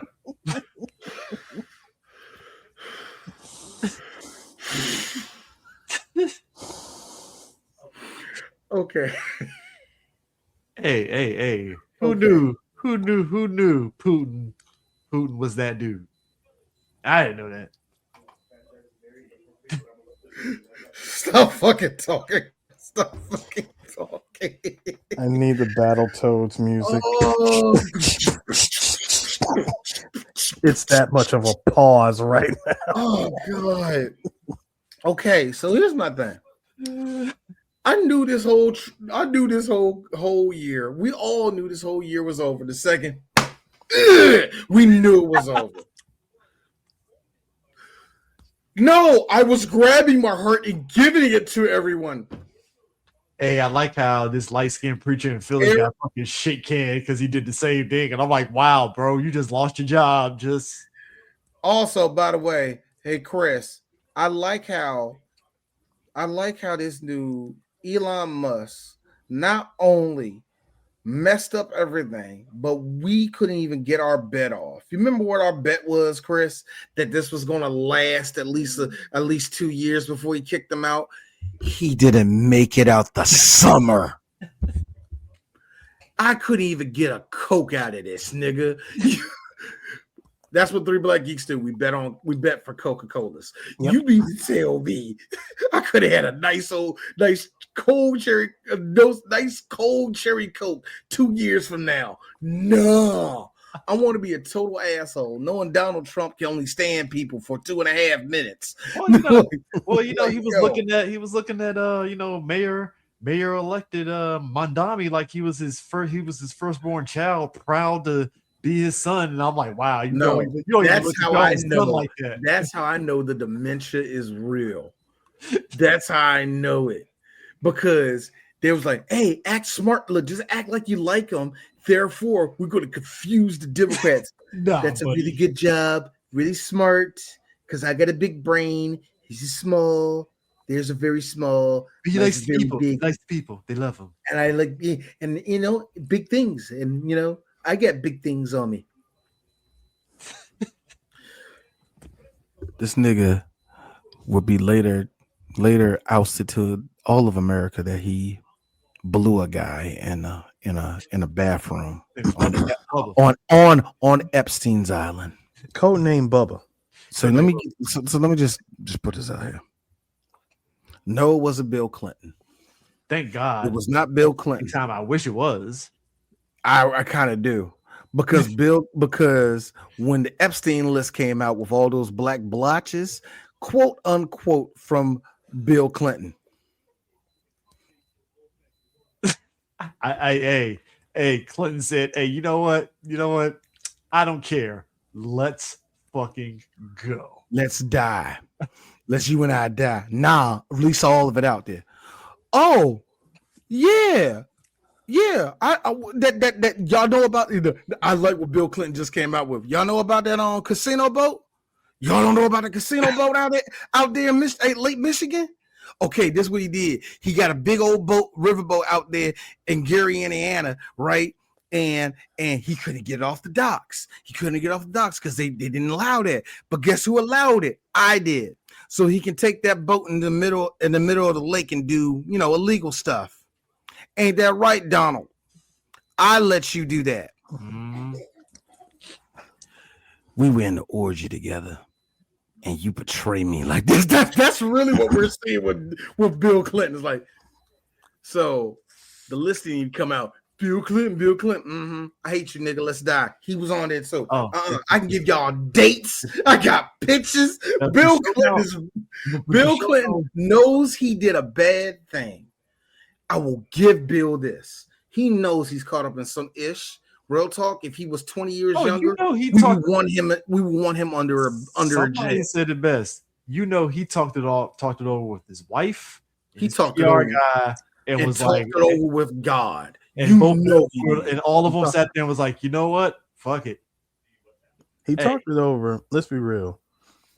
You know that Bill has a real ride or die when he can get caught up in all the scandalous mess while he was president. Okay. She stood by him. And it'd have been one thing if she stood by him up until his second term was done and they got divorced. Nobody would have said nothing. Yeah, no one would have said anything. The fact that we were during 2015 and 2016, we were about to call this man the first husband at one point. Which we was actually about to call him that earlier until him and Hillary decided, let's get a little bit racist. We can't get Obama in here. Let's get just a little bit racist. We ain't got to call him a nigga. Yeah, but here's the thing. Hold on. Here's the thing. Like what was that? What was that thing called again? With the dreadlocks and the shoulder cannon and what was it called? Predator, Bill. Yeah. Predator. Shoulder cannon. Yeah. Predator. Call them super predators. Super. We really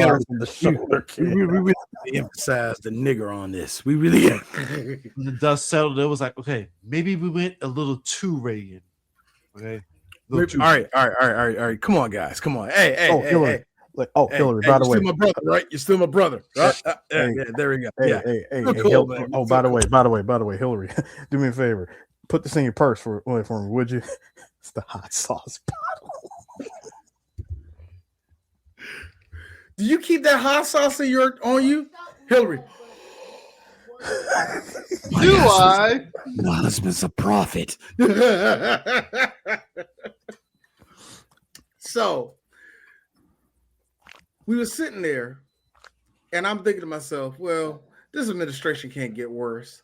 They come out with that Times, that joke in the new, and what was that, Vanity Fair? And you got that old busted picture of Marco Rubio looking like he got jumped. You got Stephen Miller looking like he's the Gestapo's. He looks like he's the second boss in a Wolfenstein game.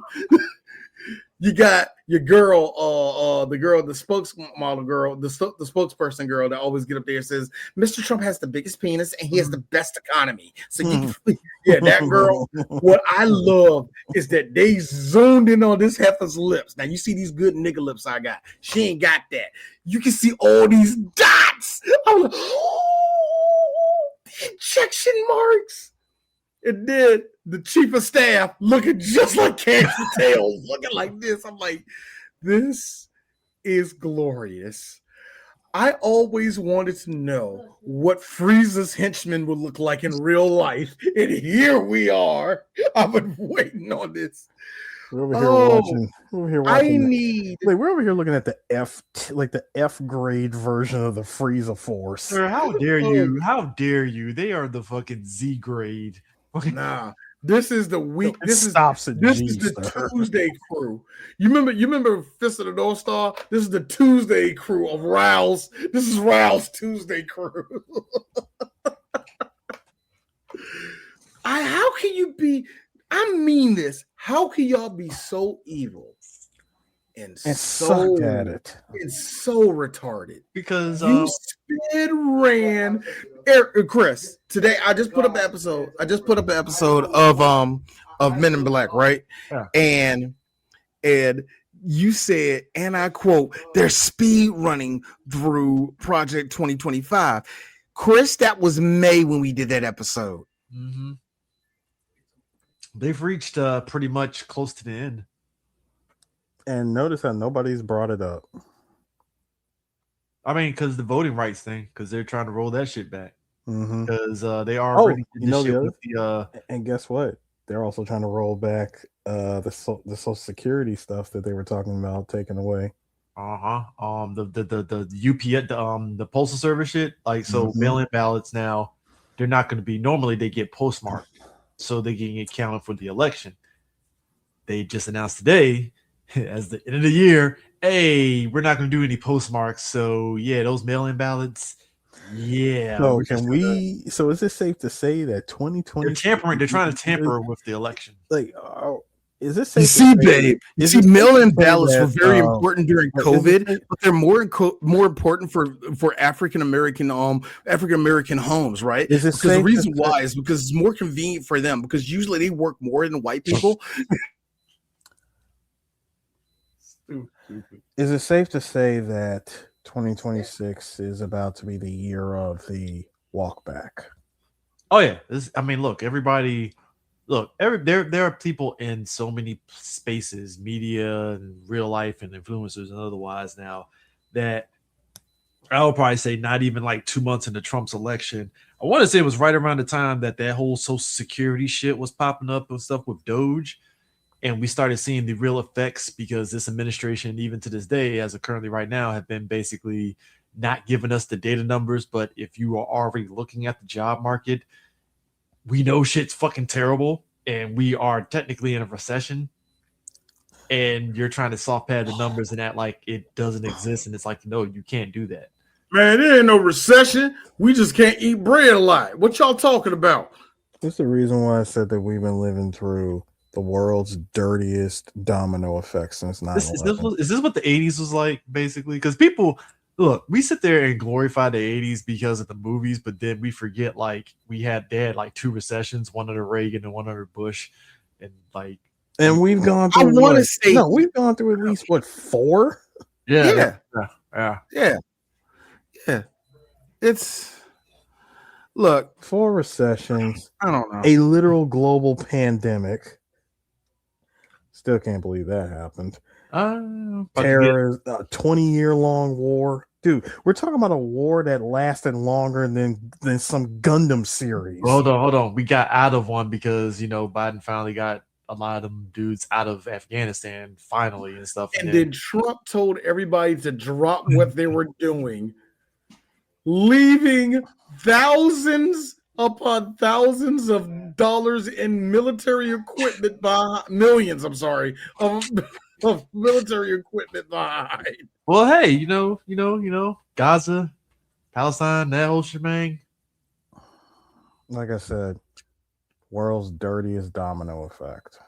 I'm sorry. Who do you support, Chris? Well, according to Blue Sky on the list I'm on, apparently I'm a fucking filthy Zionist, and I'm like, how the hell did that happen? How are you a Zionist? What did you say about Chris? What did you say about Palestine? I said nothing. This right here.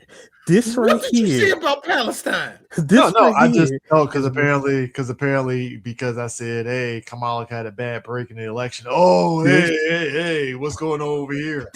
How This dare right you let your here. opinion out there, Chris? This right here is what I'm talking about, Chris. I am pointing at you, sir. This is shit we keep on telling you about it, Chris. This is shit we keep on telling. We gotta mention this to you. This is what I'm talking about. You thought running away to Blue Sky was gonna fix all y'all problems. I never said that. I just got tired of Elon throwing fucking right-wing bullshit in my fucking face every 5 You thought by goddamn going minutes. to a super left-wing version of the same platform No, was mine has gonna no fix it. Hey, I don't have ads and no algorithm, so I'll I didn't take have that. ads either. No. You can't keep getting away with it. I'm talking on Twitter, that fucking hellhole of a site with AI ads and right-wing bullshit. This whole year has been an AI ad. That's what I'm saying. You can't escape it. AI is on Facebook. It's on Instagram. It's on social media. Rock like, having period. infighting with Elon, basically saying, no, fuck you, I'm right. Like, I was here for it. I'm here. Like, look, I'm here to watch the mobile doll system implode on itself. Okay. I'm laughing at the fact that people really sat there. My man Elon, even when he all his tweaks that get Grok on his side, Grok is like, no, this isn't right. Which that reminds me, I believe it was either Grok or ChatGPT, but I remember. Do you guys remember somebody asked AI this question? If you had to pick a race, if you could pick a race to be, It was Grok. It was Grok. Okay, all right, it was Grok. So what asked Grok? If you had to, if you could be a race, like a specific race or whatever, who would you pick? And when Grok said that they would be black and gave the most detailed reasons as to why they chose black, it got too real to Twitter, where Grok was taken off of the platform, had to be tweaked, and came back 2 weeks later, and suddenly you ask that question, and it would never give that answer again. They tweaked it to be racist. They did. A lot of black. It's amazing how they did it. There's a lot of black creatives in the tech space that sat there and said this would happen, and they got told, "Fuck you, you don't know what you're talking about." And it's like, all right, we told all of y'all. We told all of you the second this came out, y'all were going to do this prompt crap because y'all don't like taking truths. And suddenly, the internet owes Marquez Brownlee an apology. That's Marquez right there. Y'all want to say something? He's already, dude. It's so bad how much the internet threw him under the bus. They called him like YouTube's biggest tech shill. Look, I like how he was like, "Why y'all say fuck me for?" Like, he is just a he is just a black kid from Toronto. Just that is fascinated with tech. That's it. He got to hang out with Deadmau5. Like, also has a Snapdragon. I'm sorry. I can't even do the skit right.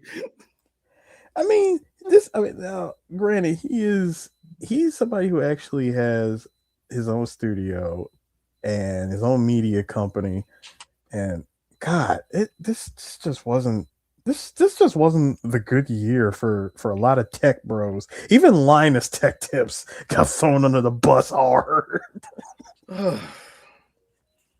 But I think everybody doing it. 2025, ladies and gentlemen, it's been quite a year.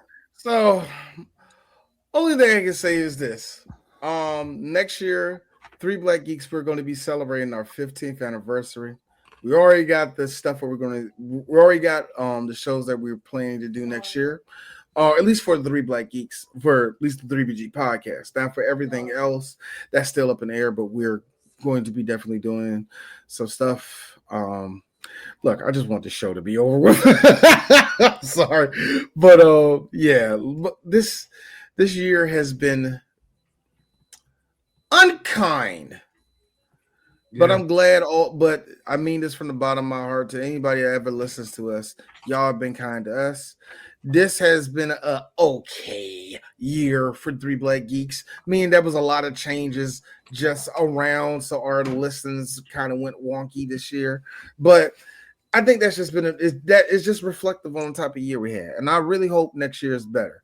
And I hope that as soon as it hits midnight on January 1st, Donald Trump doesn't go, "We're going to war with Russia," or some bullshit like that.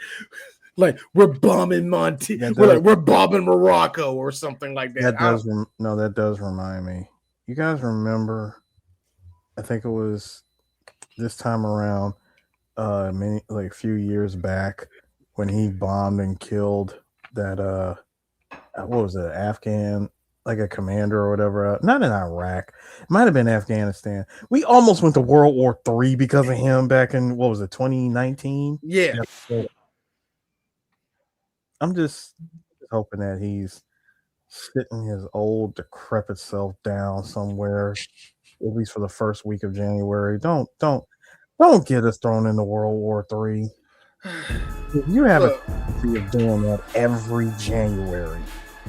I don't wish death on nobody. Really, I don't. But Trump looked like he got about under a year left. That's all I gotta say. Look, it's the one time that we actually want the Simpsons prediction to be right. Like, here's the thing.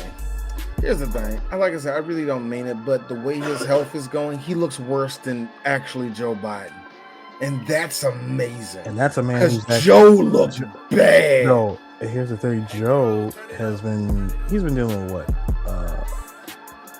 He's actually got cancer. Yeah, he was dealing like some type of cancer and all that. He'd been sick. He was sick when he was when he was president. But it was after he left his presidency that he came out and admitted what he had. Yeah, but you can tell though. But here's the thing. He was functional. Kind of. Not really. Yeah. The point is this. Look, because we all said the same thing. Hey, yo, Joe, that last debate, though. You look like you need to sit down. So, like I said, hopefully when JD Vance becomes president, it goes exactly the way I think it's going to go. Nothing gets done. Because I think this is going to happen. Nothing's going to get done. And Mike Johnson, I really hope Mike Johnson gets hit by a car. Fuck him. I mean that. Ain't nothing worse than all these closeted gay men. By the way, how did y'all break Tinder 2 times? Y'all crashed Tinder twice. Y'all at Charlie Kirk's funeral anniversary memorial, y'all broke Tinder. No risk, no reward.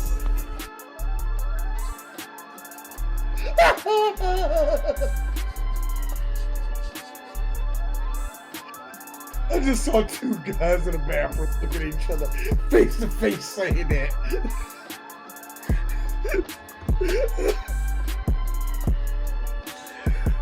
I'm done. Oh, man. I'm done talking. Huh? Everybody done? We done? Yeah. To the again. You fucking idiot.